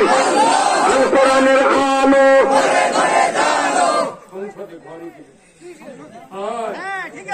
আল কোরআনের আলো, কোরআন হাদিস দেখানে দুনিয়ার মুসলিম, দুনিয়ার মুসলিম লিল্লাহি তাকবীর। যতই বক্তৃতা করেন সংসদে কোরআন বিজয় না হয় আপনার কিচ্ছু হবে না।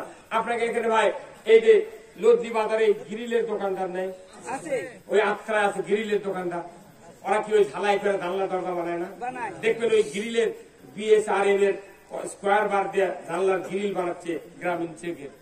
দেখবেন ওই জানলা যখন বানাচ্ছে ওই ওয়ালের থেকে একটা মিটার আছে, মিটারের থেকে একটা লাইন নিয়ে এসে এইরকম ওই ঝালাইয়ের মেশিনের মধ্যে ঢুকে দিয়েছে, ঢুকে দিয়ে এই দিক থেকে আবার 2টা লাইন বের করছে। এখান থেকে একটা লাইন 336 তার দিয়ে এত বড় একটা পাতি হোক আর রড হোক এই মাথা ফাইন করে পিছিয়ে ওই দিকে ঝালাই করে তার বুক ফেলে দিতে। এই লাইনের নাম কি? এই দরকার এই লাইনের নাম কি? আটকে। আর আরেকটা লাইন এসে বার করছে, সেটা কারেন্টের লাইন, ইনকা সিমটা আছে, এত বড় বড় কাটিং করে ধরছে, ধরে সুইচ দিয়ে ওই যে রড পরে আছে ওর কাগজ কমপক্ষে 1 ফোটা আছে, ওইকে দাউদে বুড়ো হয়ে পড়ে আছে, ওরই উপর যায় এই দোকানদার আবার ইনকে 2-3টা ঘাট খাওয়াচ্ছে। তখন ওই পাতি আর ওই রড করছে, ভাই তুমি ঝালাই করবে জানলা, আমার কষ্ট দাও কেন? বলছে ভাই আমি দেখেছি লাইন আছে নাকি কথা। আর এই আর্থিকের লাইন যদি অফ করে দিয়ে কিয়ামত পর্যন্ত ঝালাই করবে চায়, একটা ফোটা দেওয়া যাবে না, তাহলে আর্থিকের লাইন হচ্ছে আগে জরুরি। কতক্ষণ? তাহলে এই আর্থিকের লাইন আমরা যে বক্তৃতা করছি, আল্লাহ হলেন পাওয়ার হাউস, এই কোরআনের পাওয়ার হাউস, এই কোরআন হলো মিটার, এই মিটারের থেকে আলেম ওলামা, মসজিদের ইমাম, মাদ্রাসার হুজুররা কোরআনের থেকে বক্তৃতা দিচ্ছে, ডাইরেক্ট কারেন্টের বক্তৃতা। কিন্তু দেখা যায় সরকার যদি ইসলাম চালু না করে তাহলে আর্থিক নেই। আমরা বলবো সুদ হারাম, সরকার সুদ হারাম করবি। আমরা বলবো চুরি করলে হাত কাটো, সরকার হাত কাটার আইন কায়েম করবি। আমরা বলবো জানা করা যাবে না, জানা হারাম, সরকার জানার সংবিধান আইন কায়েম করবি। তাহলে সরকারের রাষ্ট্রশক্তি হলো আর্থিক, আর বক্তার বক্তৃতা হলো কারেন্ট। কারেন্ট ছাড়লে হবে না, আর্থিক ছাড়া যেরকম ঝালাই হয় না, বক্তৃতা দিয়া সমাজের শান্তি কায়েম হবে না যতক্ষণ রাষ্ট্রশক্তি ইসলাম বিজয় না করবে। ধরে বলতে কেনা এই ইসলাম ধর্মের মাদ্রাসা। আজকে আপনারা এখানে এই কয়রার কারা কারা আছে হাত তোলেন তো? এই কয়রার কারা কারা কতজন বাড়িয়েছি? ঘর কত? 80 জনের নাই তো, 26 জনের মতো তুলছে।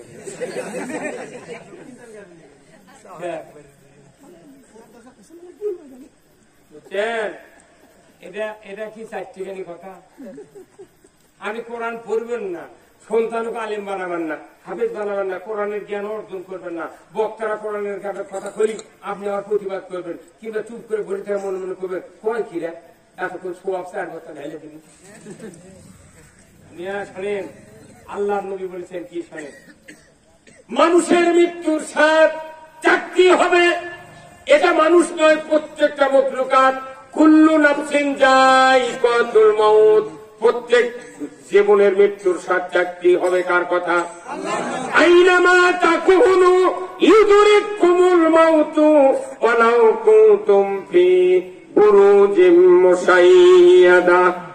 আমার আল্লাহ বলেছেন, মরণের হাত থেকে যদি বাঁচার জন্য সুদৃঢ় দুর্গ তৈরি করো সীসা দিয়া, আর সেখানে যদি কোন ছিদ্র ফাঁক না রাখো, আমি রব্বুল আলামিন ওই জায়গায় আজরাইলের মাধ্যমে মৃত্যুকে হাজির করে দিব।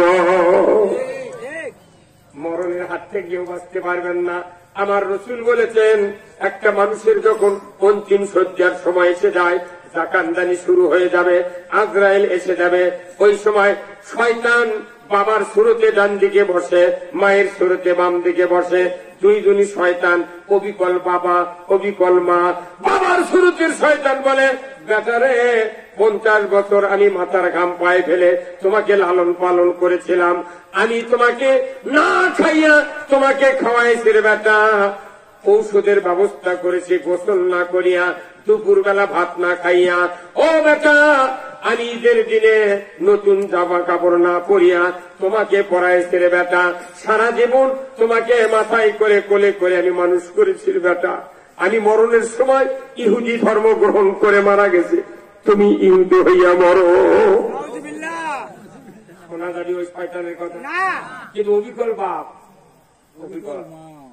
আমার ভাইরা, মা বাম দিকে বসবে, মায়ের সুরতের শয়তান বলবে, বেটারে 10 মাস 10 দিন উদরে ধারণ করেছিলাম, আমি রক্তাক্ত অবস্থায় ভূমিষ্ঠ করেছি, 2.5 বছর 13 মণ দুগ্ধ তোমাকে পান করাইছি, 5 বছর মেথরে কাজ করেছি, শীতের থেকে বাঁচার জন্য তুমি প্রস্রাব করে সকল কাপড় চোপড় ভিজায় দিয়েছ, আমি সারা রাত কলিজার পরে করে রেখেছি রে বেটা, আমি না খাইয়া তোমাকে খাওয়াইছি, খবরদার খবরদার রে বেটা, আমি মরণের সময় নাসারা ধর্ম গ্রহণ করে মারা গেছি, তুমি নাসারা হইয়া মরো, তোমার ভালো হবে। বলুন তো, দুই দিকের দুই শয়তানের কথা কি শোনা যাবে? এই দুইজন কি আগে তো যার বাড়ি সন্তান হতে চাইবে সকালবেলা 31টা 32টা তেনা ওই মায়েরা লেড়ে দিচ্ছিল, আর ও দড়ির বেড়া। এখন কি তেনা আছে? এখন নামিছে প্যাম্পাস। কি আমার বাড়ির কাছে এক ভদ্রলোক বুঝছেন, চাকরি করে, তুমি বিয়ে করতে বউ 16 হতে বাড়ি ছেড়ে গেছে, তো ওই বাড়ির একটা দাদি তাই সে করছে, বাবা কি হুজুর, আমি কোন কি খালা, কি খালা সম্পর্ক বুঝছেন, সে করছে ইয়ে আমাকে একটা কালা ছোড়া হচ্ছে, সারা রাত ঘুম পারে না। সে কারণ ঘুম পারবে না কেন, আর কি সমস্যা, মায়ের গরম দুধ খাবি, চোখ পড়তে ঘুম পেয়ে ভাবনা কি তোর করতে পারে না, ধারা তেল এমন তেল ধারা পরে, তুমি একটু আমার সময় দেওয়া লাগবে।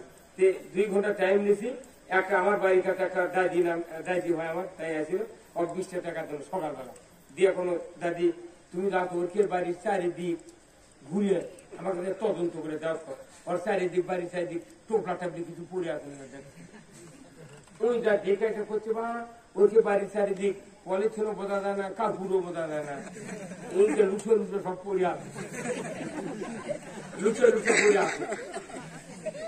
আমি চিন্তা করে বুঝতে পারছি না, ছোলের বয়স 4 মাস 5 মাস না 7 মাসই, 7 মাসের ছোলের পায়ের উড়ে তার কতখানি ভাগ, ওরই মধ্যে 2.5 কেজি 3.5 কেজি ওই প্যাম্পাস পরে দেয়া, সারা রাত ছোলো কাজ করে শুয়ে থাকো ওই দিক করে, আর এই দুদিন খালি টিভি দেখছি, এই 2 বছর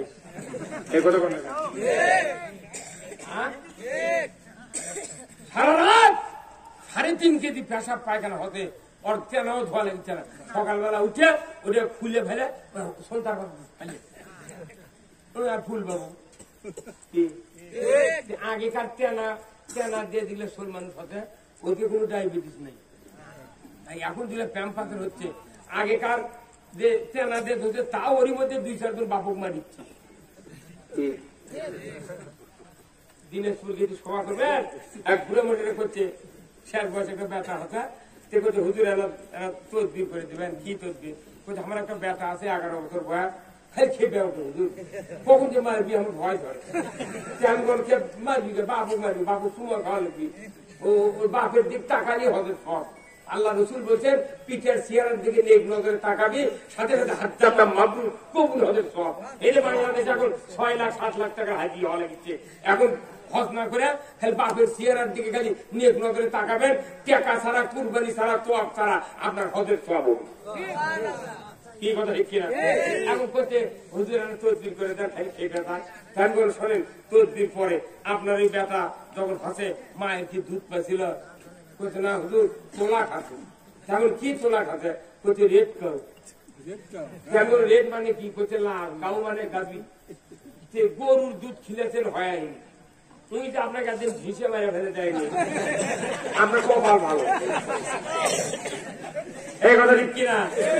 রে তুই মায়ের দুধ খেলে নে। বর্তমানে বাংলাদেশে টাউন বন্ধের দান, আমাদের বইগার মহিলাগুলো খুবই ভালো।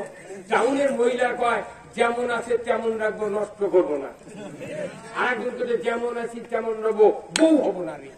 কথা ঠিক কিনা? যে মা সন্তানকে দুধ দিবে না, ওই মার সাথে সন্তানের কোন সম্পর্ক থাকবে না। এই যে প্যাম্পাতের সন্তানগুলা রুহের সময় ছোট্ট বাচ্চার যে কষ্ট দিচ্ছি আমরা বাপ মা, সারা রাত বড় একটা কোল বলেছে দেখেন, 2 ঠ্যাঙের মূল বলতে নিমটি মেরে তোকে মনে যে চাইলারা দেখে পোকর মাছ মারবে, মাছ চুরি করে না, এই ধুতি মেটে লুটে হয়, ধুতি চিন্তা করতে। এই শৈলগুলো বড় হলে একটা বাপমার দাঁত থুবে না। তুই আমার ছোটবেলায় যে কষ্ট দিত, তো খাড়া করে পড়তো।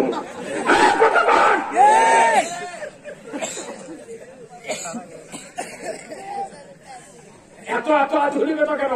আমার রসুল বলছেন, পৃথিবীর উম্মতেরা শোনো, যখন তোমরা এই 2 জন অন্তিম সজ্জার সময় 2 শয়তান বসে পরামর্শ দিচ্ছে, তখন শোনা যাবে না। নবীজি বলছেন কি? আল্লাহ নবী বলছেন, ওই সময় যদি তোমার একটা হাফেজে কোরআন, কারি সাহেব ছেলে, আলিম বেটা যদি মুত্তাকিদের ইমামতি করতে পারে এমন একটা সন্তান যদি থাকে, আজরাইল এসেছে, শয়তান এসেছে ওয়াসওয়াসা দেওয়ার জন্য, ওই সময় যদি একটা হাফেজে কোরআন, আলিম বেটা যদি থাকে, ওযু করার পর কোরআন শরীফের কলিজার মতো মান হৃৎপিণ্ড সূরা আল ইয়াসিন যদি তেলাওয়াত করতে থাকে, বিসমিল্লাহির রহমানির রহিম, ইয়াসিন ওয়াল কুরআনিল হাকীম, এই তেলাওয়াত শুরু হয়ে গেল। আল্লাহর নবী বলেছেন, মানুষের জবান বন্ধ হতে পারে, কানের শ্রবণ শক্তি বন্ধ হয় না, কলিজার অনুধাবন শক্তি বন্ধ হয় না।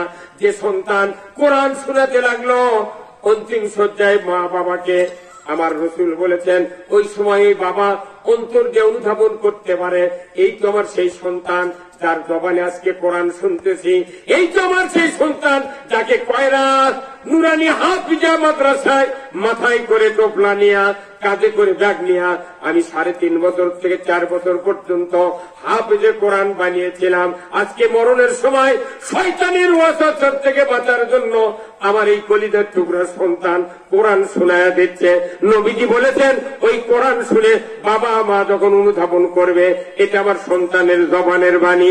আমার আল্লাহর নবী বলেছেন, সাথে সাথে 2 দিকের 2 শয়তান ওই অন্তিম সজ্জা বাবা মার কাছ থেকে ভাগিয়ে যাবে। দরকার মারহাবা। আল্লাহর নবী বলেছেন, আমি মদিনার রওজা থেকে এসে সৌভাগ্যশীল উম্মতের সাথে দেখা করে বলবো, রে উম্মত, তোমার কোনো ভয় নাই, চিন্তা নাই, তোমার পরিশ্রমের ধন ওই কে সন্তান তুমি হাফেজ বানাইছিলে, আলিম বানাইছিলে, ওই সন্তানের কারণে শয়তান ভাগিয়ে গেছে। তুমি আমার চেহারা দেখো আর কালেমা পড়ে পড়ে ইমানের মৃত্যুতে তুমি ঘুমিয়ে যাও। কোরআন শিখো, শিখাও ছেলে মেয়েকে, ওহে মুসলমান, কোরআন শিখো, শিখাও ছেলে মেয়েকে ওহে মুসলমান জান কবরের কালে তোমার হইবে আসান, জান কবরের কালে তোমার হইবে আসান। আপনি যদি মৃত্যুর সময় আসানের সহিত মরতে চান, ইমান নিয়ে মরতে চান, আপনার একটা সন্তান হাফিজে কোরআন স্টিল বানিয়ে ফেয়া আপনাকে মৃত্যুবরণ করতে হবে। এই যে প্রধানমন্ত্রী জননেত্রী শেখ হাসিনা, ইনি প্রধানমন্ত্রী হওয়ার আগে কোন সরকার থানায় থানায় ফায়ার সার্ভিসের অফিস করেনি। এটা ফায়ার সার্ভিস নামটা বদলে দেয়া ওয়াটার সার্ভিস করা ছিল। এই কথা বলে ফায়ার সার্ভিস মানে কি? আগুনের সাপ্লাই। এই ফায়ার সার্ভিস অফিস করে আর আগুন লেগেছে বেশি। এখন এই ফায়ার সার্ভিসের অফিস প্রত্যেক থানাতে আছে। এখন যদি আগুন লাগার পর সরকার যদি অফিস করত, তারপর অফিসার নিয়োগ দিত, গাড়ি কিনতো, দুমকল কিনতো, এর মধ্যে গোটা গাঁও পুড়ে গেল না ভাই। কথা বলে তাহলে আগুন কবে লাগবে সে ভাবনা নাই। আগে ফায়ার সার্ভিসের অফিসার নিয়োগ দিয়ে সকালবেলা ওরা ভাত খায় পোশাক করে ওই ইঞ্জিনের চাবি ঢুকে দিয়ে বসে আছে, খালি ফোন করতে দেরি, দমকল চালু হতে দেরি নেই। এই কথা বল, দমকলের অফিসার দেখা অফিসে গাড়ির উপর বসে আছে। আপনার একটা দমকল বাহিনীর মতো একটা বেটা কোরআন পড়ার জন্য তৈরি করে দোয়া লাগবে। যদি তা না থন আপনি মরবেন লাগলেন, আপনার বেটা আপনার পিঠে কোরআন করে পারে না।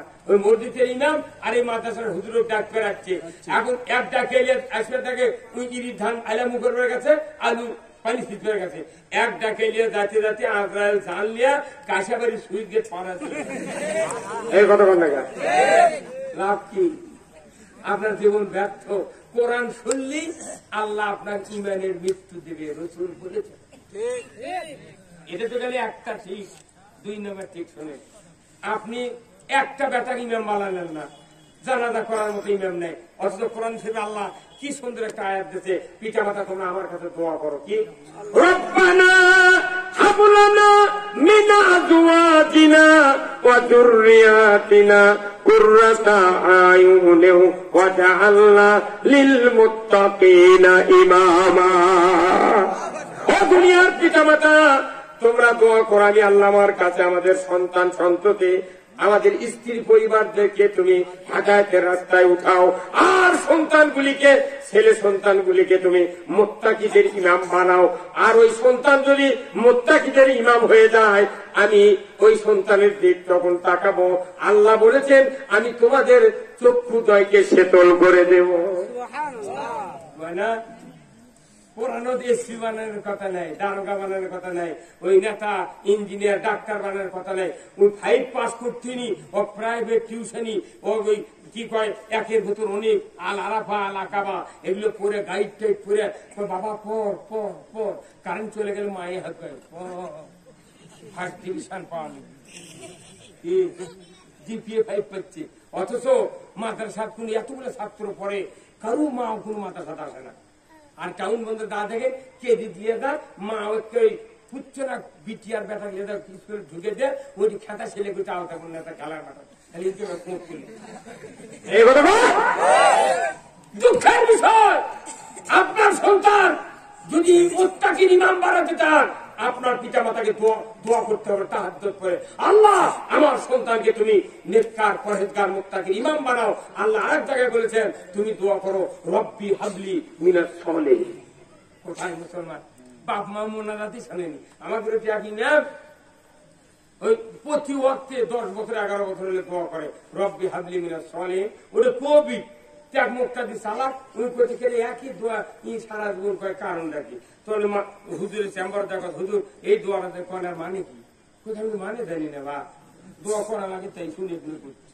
তেমনি আমার আর হুজুরকে শুনিতে হুজুর বলতে এই মোনাজাতের মানে কি? ওই তোর পথে যে একটা নেক সন্তান আল্লাহ তুমি দাও। ওরে শুনে আসে হুজুর পথে যে হুজুর আপনাকে সোলফল আছে কোথায় 11টা বেটা বা আপনার এতগুলো ছোল হচ্ছে তাও কি আপনি আবার ওই দোয়া করতেছেন? কোথায় কে কোথায় আমরা শুনে কোনো দোয়ার মানে কি জানেন? কোথায় জানি না। তো ওই দোয়ার মানে কি জানেন? ওই দোয়ার মানে হলো আল্লাহ তুমি আমাকে একটা নেককার সন্তান দাও। কি এটা মানে তেল ফেল দাম আরো 11 বছর আগে দোয়া বন্ধ করে দেবে। বাপ মা হলো দোয়ার খনি, মুখ দিয়ে বলা লাগে না, চোখ দিয়ে নজর করলি আপনার দোয়া কবুল হয়। আপনি নামাজি হবেন, সন্তানের দোয়া করবেন, সন্তান আপনার দুনিয়ার আখিরাতের কল্যাণকারী হবে। এই সন্তান যদি আপনার হাফেজ হয়, আলিম হয়, মুত্তাকির ইমাম হয়, আপনি মারা যাওয়ার পর অবশ্যই দানাদার ইমামতি করতে পারবে, পারবে না? আপনার কোন ব্যথা আছে দানাদার করে পারবে? আল্লাহ মসজিদে আল্লাহ আল্লাহ। আমার বাপের আমরা 7 বেটা, আমরা 7 জনকে মাথা সাত করাছে। গায়ের বড় বড় ধুনি ধুনি আপনার জানেন, বসির হাজির ওই দিক তেগো 700 বিঘে ভেঙে আসছে আমার চৌধুরী 6000 বিঘে ধুনি। চৌধুরীকে মরে গেলে ওরা যে পোকা দিয়ে মরেও যায়, জানাজা করার মতো নিয়মিত বান্ধবই পারবে না, অথচ ওরা বিরাট ধনী সম্প্রদায়। কি ঠকিছে ওরা, ওরা কি ঠকিছে? ময়না জানাজা করার কেউ নাই, ওই দুনিয়ার ওই সেই দূরে দূরে। ওরা আবার কি ধনী মানুষ বলে কাজকার মুন্সিক দিয়ে জানাজা করাবে না, ওই তফাত থেকে বড় ধরনের একটা মুন্সি দিয়েছে, আগে মাই করে দিয়েছে কবি অমুক হুজুর জানাজা পড়াইবে। আমার জানাজার মুখটা কি হয়, ওটি দিয়ে করায়। অত দূরে মানুষ তোর জন্য দোয়া করবে, তফাৎকার মানুষ অন্যের বেটা অন্যের বাপ জানাজা করছে। আর রাসূল বলছেন, তোমার এক সন্তান যদি জানাজার মুসল্লার ইমাম হয়, অন্য মানুষ জানাজা করলে সানা পড়তে 2-1টা বাদ দিও বলে আপনি ধরতে পারবেন? সুবহানাকা আল্লাহুম্মা ওয়া বিহামদিকা তাবারাকা ইসমুকা তাআলা জাদ্দুকা জাল্লা সানাউকা লা ইলাহা গায়রুকা। এখন জাল্লা সানাউকা ইমামের পর মনে নেই, ওটি কি আর সোসাইটি দিয়ে যাচ্ছে? ওটি যা করে করুক, আল্লাহ আকবার। ওর ওই সানা করতে লাগবি 1.5 মিনিট, 1.5 মিনিট, 1 মিনিট হয়। তারপর তকবীর দিবি, দরুদ শরীফের 2 নবীর নাম আছে, এই দরুদ পড়তে ওই অন্য মানুষের দরুদ পড়তে লাগবি 2 মিনিট। 2 মিনিট পর তকবীর দিয়ে আর একটা দোয়া ধরতি, কমপক্ষে লাগবে কমপক্ষে 2.5 মিনিটের মধ্যে ওই দোয়া শেষ। আর আপনার কাছে জানাজা করলে তাকবীরে তাহরিমের বাধা পর সানা বলতে লাগবি 2.5 মিনিট, দরুদ পড়তে লাগবে 4 মিনিট, দোয়া পড়তে লাগবে 6 মিনিট। এতগুলো দোয়া পড়বে মুখ দিয়ে, অন্তরে কামনা করবে, আল্লাহ এই তো আমার সেই বাবা যিনি মাথার ঘাম পায়ে ফেলে মাদ্রাসা আমাকে পড়াইছিলেন। আল্লাহ সারা জীবনের ধর রাসূল মায়ের পেট থেকে বাবা হারিয়েছিলেন, আর ইব্রাহিম আলাইহিস সালাম পাহাড়ের গুহায় মা ভূমিষ্ঠ করেছিলেন, তারা তো বাবার খেদমত পায় নাই। আমি আমার বাবার দ্বারা আল্লাহ তুমি আমাকে হাফেজে কোরআন বানাইছো, মুত্তাকির ইমাম বানাইছো। আল্লাহ আমি তার জানাজা শেষ দেখা, শেষ দোয়া, শেষ বিদায়। আল্লাহ এই মা বাবার তুমি জীবনের গুনাহ মাফ করে দাও। মুখে দোয়া করবে, অন্তরে কামনা করবে। রাসূল বলছেন, ওই জানাজার সময় নিজের সন্তান পিতার মহব্বতে, মাতার মহব্বতে যদি 1 ফোঁটা চোখের পানি চোখ দিয়ে বের করে নাকের ডগার থেকে করায় আনতে পারে, আমার রাসূল বলেছেন ওই সন্তানের চোখের পানির এত দাম। আমার নবী বলেছেন ওই খাটনির উপরই পিতা মাতার তামাম জীবনের গুনাহ আল্লাহ তাআলা মাফ করে দেয়। এখন মানুষের বেটা, মানুষের বাপ, ওর দয়া হবে। এই সভাপতি সাহেব সোজা হন, আপনি আপনার এই পেটের মাঝখানে কোন চুল কয়নি ভাই, চুল কাছে আপনার এই হাতো হাতো পায় না, এটাও পায় না, তাহলে দেখা যায় না। এখন আপনার পাকা বাড়ি, বাইরে কানি এইভাবে আছে ঘরে, আর ওটি যদি আপনি এবার চুল করেন, আপনার ডায়াবেটিস আছে, ছিলে গেলে ঘাও শুকাবে না, সে ভয়ও আছে না। করে আপনার বেটার মা কথা এই আমি চুল কেটে, ধরুন আপনার স্ত্রী 1 হাত দিয়ে চুল কাটছে, কিন্তু জিটি চুল কাটছে সেটি কোনো হাত কাটছে না। কারণ কি, একজনের পিঠ একজনের হাত, একজনের পিঠ আর একজনের হাত। উনকে মানুষের বেটাক দিয়ে জানাজা করলে উনকে আমার বাপের জানাজা আমি করবো, এখানে সফলতা আছে। কিন্তু অন্যের বেটা যদি জানাজা করে, ও ওর বাপের কবর সোয়াবের ঢল ভরবি, আর আপনার কবর লিওর ভরবি, লিওর। এই সন্তান এখন তখন ওনার স্ত্রী চুলকে 1 হাত দিয়ে দিচ্ছে, তাও হচ্ছে না, সন্তান কি মারছে, চুল কাটছে, যদি সমস্যা তো তখন ওনার স্ত্রী 2 হাত দিয়ে চুল কাটছে, তাও আসল টাকা দেয় না।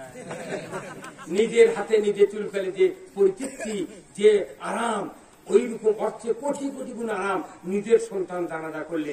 আপনি চিন্তা করছেন যে আমি মাদ্রাসা পড়াবো না, আমি চাকরি করাবো, বিরাট বুড়া হয়ে যাবো, বেতন দিয়ে আমি করে করে খাবো, ওই ধান্দা বাদ দেন। একটা সন্তানও হাফেজ বানাতে হবে। এই কয়রা গ্রামের যারা আছেন নিজের সন্তান যদি বড় হয়ে যায় আপত্তি নাই, আপনার সন্তানের সন্তানও হাফেজ বানান। যদি হাফেজ সন্তান না থাকে, মহিলার বিষয় পুণ্যের সন্তান থাকে, তাকে হাফেজা বানান। একটা মহিলা হাফেজার দোয়া একটা ছেলে হাফেজের 90 ডিগ্রি আগে আল্লাহর দরবারে কবুল হয়ে গেল। আপনার মেয়ে হতে কি হবে? একজন নেককারিনী মেয়ে যদি আপনি তৈরি করতে পারেন, হাফেজা আলিমা, আপনার ওই সন্তানকে যদি সৎ পাত্রস্থ করতে পারেন, একটা হাফেজ একটা আলিমের সাথে বিবাহ দিতে পারেন, আমার রসুল বলছেন দুইটা কন্যাকে এইভাবে তৈরি করে ইসলাম বুঝা দিন শেখা আলিমের সাথে বিয়ে দিবেন। আমার রসুল বলছেন ওই দুইটা কন্যার জন্য দুইটা জান্নাত। কিন্তু ধনী মানুষের ব্যাটা, ধনী মানুষের বিরুদ্ধে মুন্সি হয়, আলিম হয়, কিন্তু গরিবের ব্যাটার সাথে মূল্যবোধ বিয়ে দেবেন। ওই তো ইঞ্জিনিয়ার করছে, ঘটক যা করছে ওর বাড়ি খেরের বেলা দিকে খেরের বেলা দিকে বিয়ে দেয়। এখন উনিও জানে বেড়া করতে গেলে লড়লে পুড়ে না পালার দিয়ে তো না, খেরের বেলার কাম বাঁধেনি। আখেরাতে মুক্তি পেতে গেলে নিজের সন্তান যথেষ্ট। আমার আমকার আমল দিয়ে জান্নাতে যাওয়া যাবে না। একটা বেটা কেন আলিম বানালেন না? কোন আপনার ওই বেটাকে ভিক্ষে করে? দুনিয়াতে কোন মানুষ কোরআন শেখার পর কেউ ভিক্ষে করে খাবে না, কারো রিজিকের অভাব হবে না। অথচ আপনারা মনে করছেন যে জেনারেল শিক্ষিত হবো। কি হচ্ছে? আমার বাপ 7 জনের লেখাপড়া শিখেছে, কি হচ্ছে? আমার সাথে যারা পড়ছে তারাই কয় হুজুর রাত গেলে চাকারে এমন চোপর দিচ্ছিল মাথায় পড়ে চুরি।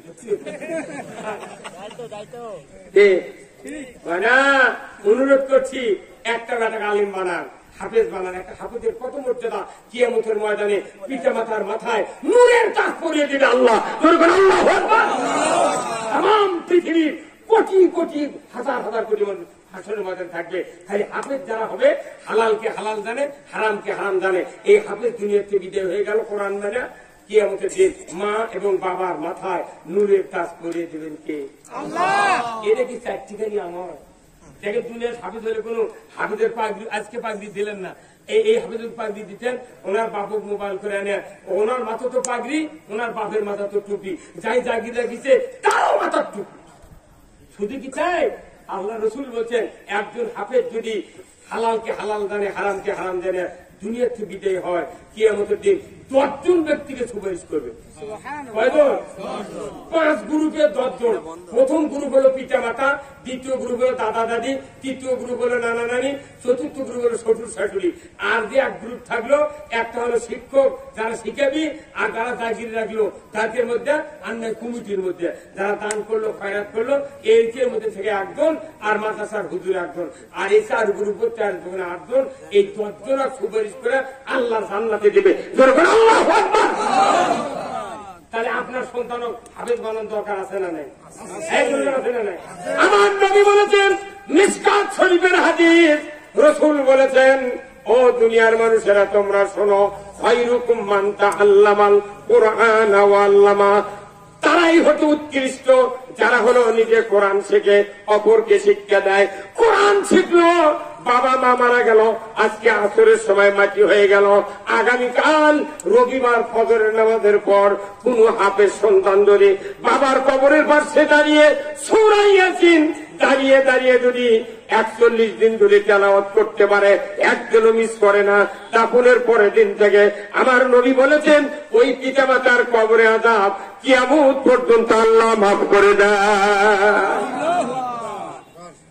হজ করে এসে হজ করে গেছে, ওই মক্কা মদিনার মাটি দিয়েছে, কবর খুঁড়ে মাটি দিচ্ছে, কত হুজুর আমার কাছে 2টা মাটি আছে, কি মক্কা মদিনার মাটি, কি করবো? তো কবর দিলে আযাব হবে না। কিন্তু মক্কা মদিনার মাটি শুয়ে আছে, আগুন জ্বালে আর আগুন দিয়ে পুড়িচ্ছে, তুই সেই মাটি দিয়ে দিয়ে কি করবো? এই কথা বল, এর পাগলের বুদ্ধি, পাগলের বুদ্ধি। নিজের সন্তান একটা বানাতে হবে। যার সন্তান এখনো বিয়ে করেননি তাইও নিয়ত করেন আল্লাহ একটা ব্যথা দে, আমি মাথাটা হাফেজ বানাবো। যার সন্তান কেবল ছোট আছে তাকে কোন নিয়ত করেন। যার সন্তান নাই বেটা করবা তোর আল্লাহ করে শৈল হোক, আমি একটা হাফেজ বানাবো, আল্লাহ একটা হাফেজ আমি বলে জানাজা করবো। অভাব আছে আর চলি নাই তোর, ওষুধ খাওয়া চল লিখছে না, ছুটি হলে ভালো হয়, আর হলে আর নয়। ডাক্তারে লোক স্বীকার করে না, আর হুজুরের বাড়ি মিলে ধরে না। আর ওদের জালের বাড়ির মাছ বড় মাছ খায় না। এই যে সিদের একটা ঢুকেছে ইহুদিরা, কোন পৃথিবীর কোন ইহুদি রাষ্ট্র কোনদিন সিদের হয় না। সিদের ঢুকেছে বাংলাদেশের এই মুসলিম রাষ্ট্রে। পেট ছড়াচ্ছে 8 মাসের থেকে রেডিও টেলিভিশন করছে, শোনেন সাবধান, গাড়ি ঠিক করেন, টাকা জোগাড় করেন, কখন যে ব্যথা উঠবে। মোবাইল নাম্বার দিয়ে থাকেন, ওইটা শুনে ওর বউ আগে থেকে ঠেঙা উঠতে আছে, মিথ্যার কুন্নুত করে উঠছে। নাসিম, তোমার কি দয়া নেই? তোমাকে আমি ভালোবেসে স্বামী হিসেবে গ্রহণ করছি না, আমার মনে হয় নর্মালি প্রসব হবে না, আমার তাড়াতাড়ি আত্রায় ওই নার্সিং হোমে নিয়ে চলো। আমার 4টে সন্তান আল্লাহ দিয়েছে, একটাও সিদের করা লাগেনি। আমার মায়ের 8টা সন্তান, একটাও ব্যাগ কাটা লাগেনি। আর এখন শিক্ষিত মেয়েরা এরা ব্যাগ না উঠতি মরি না। একজন মেয়ে সিজারের সাথে সাথে 75% শক্তি ওই মেয়ে দুনিয়াতে বিদায় হয়ে যায়। কোথায় মুসলমান?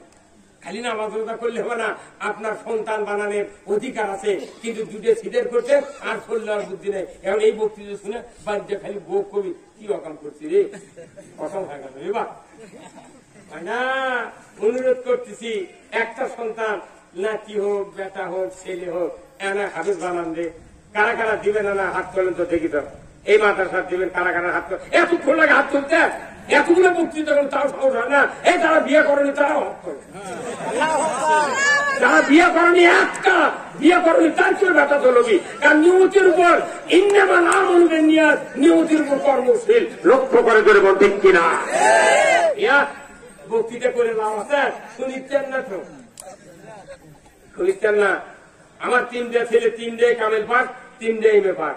প্রতি গায়ে কেউ যদি জানাজার না আসে, এক জামাই আছে আর তোরা 3 ভাই আছো, একের ঘাত করে নিয়ে দাও, দরকারে কব্বর যদি ভয় করে নামতে ওটি কাজ করে ফেলে দিই। এই যে করোনার মধ্যে কাকুকে নামাছে কব্বরা, ওই প্লাস্টিকের সালার মধ্যে তুলে চেন আটকে দিয়ে দড়ি দিয়ে ধরে দড়ি ফেলে।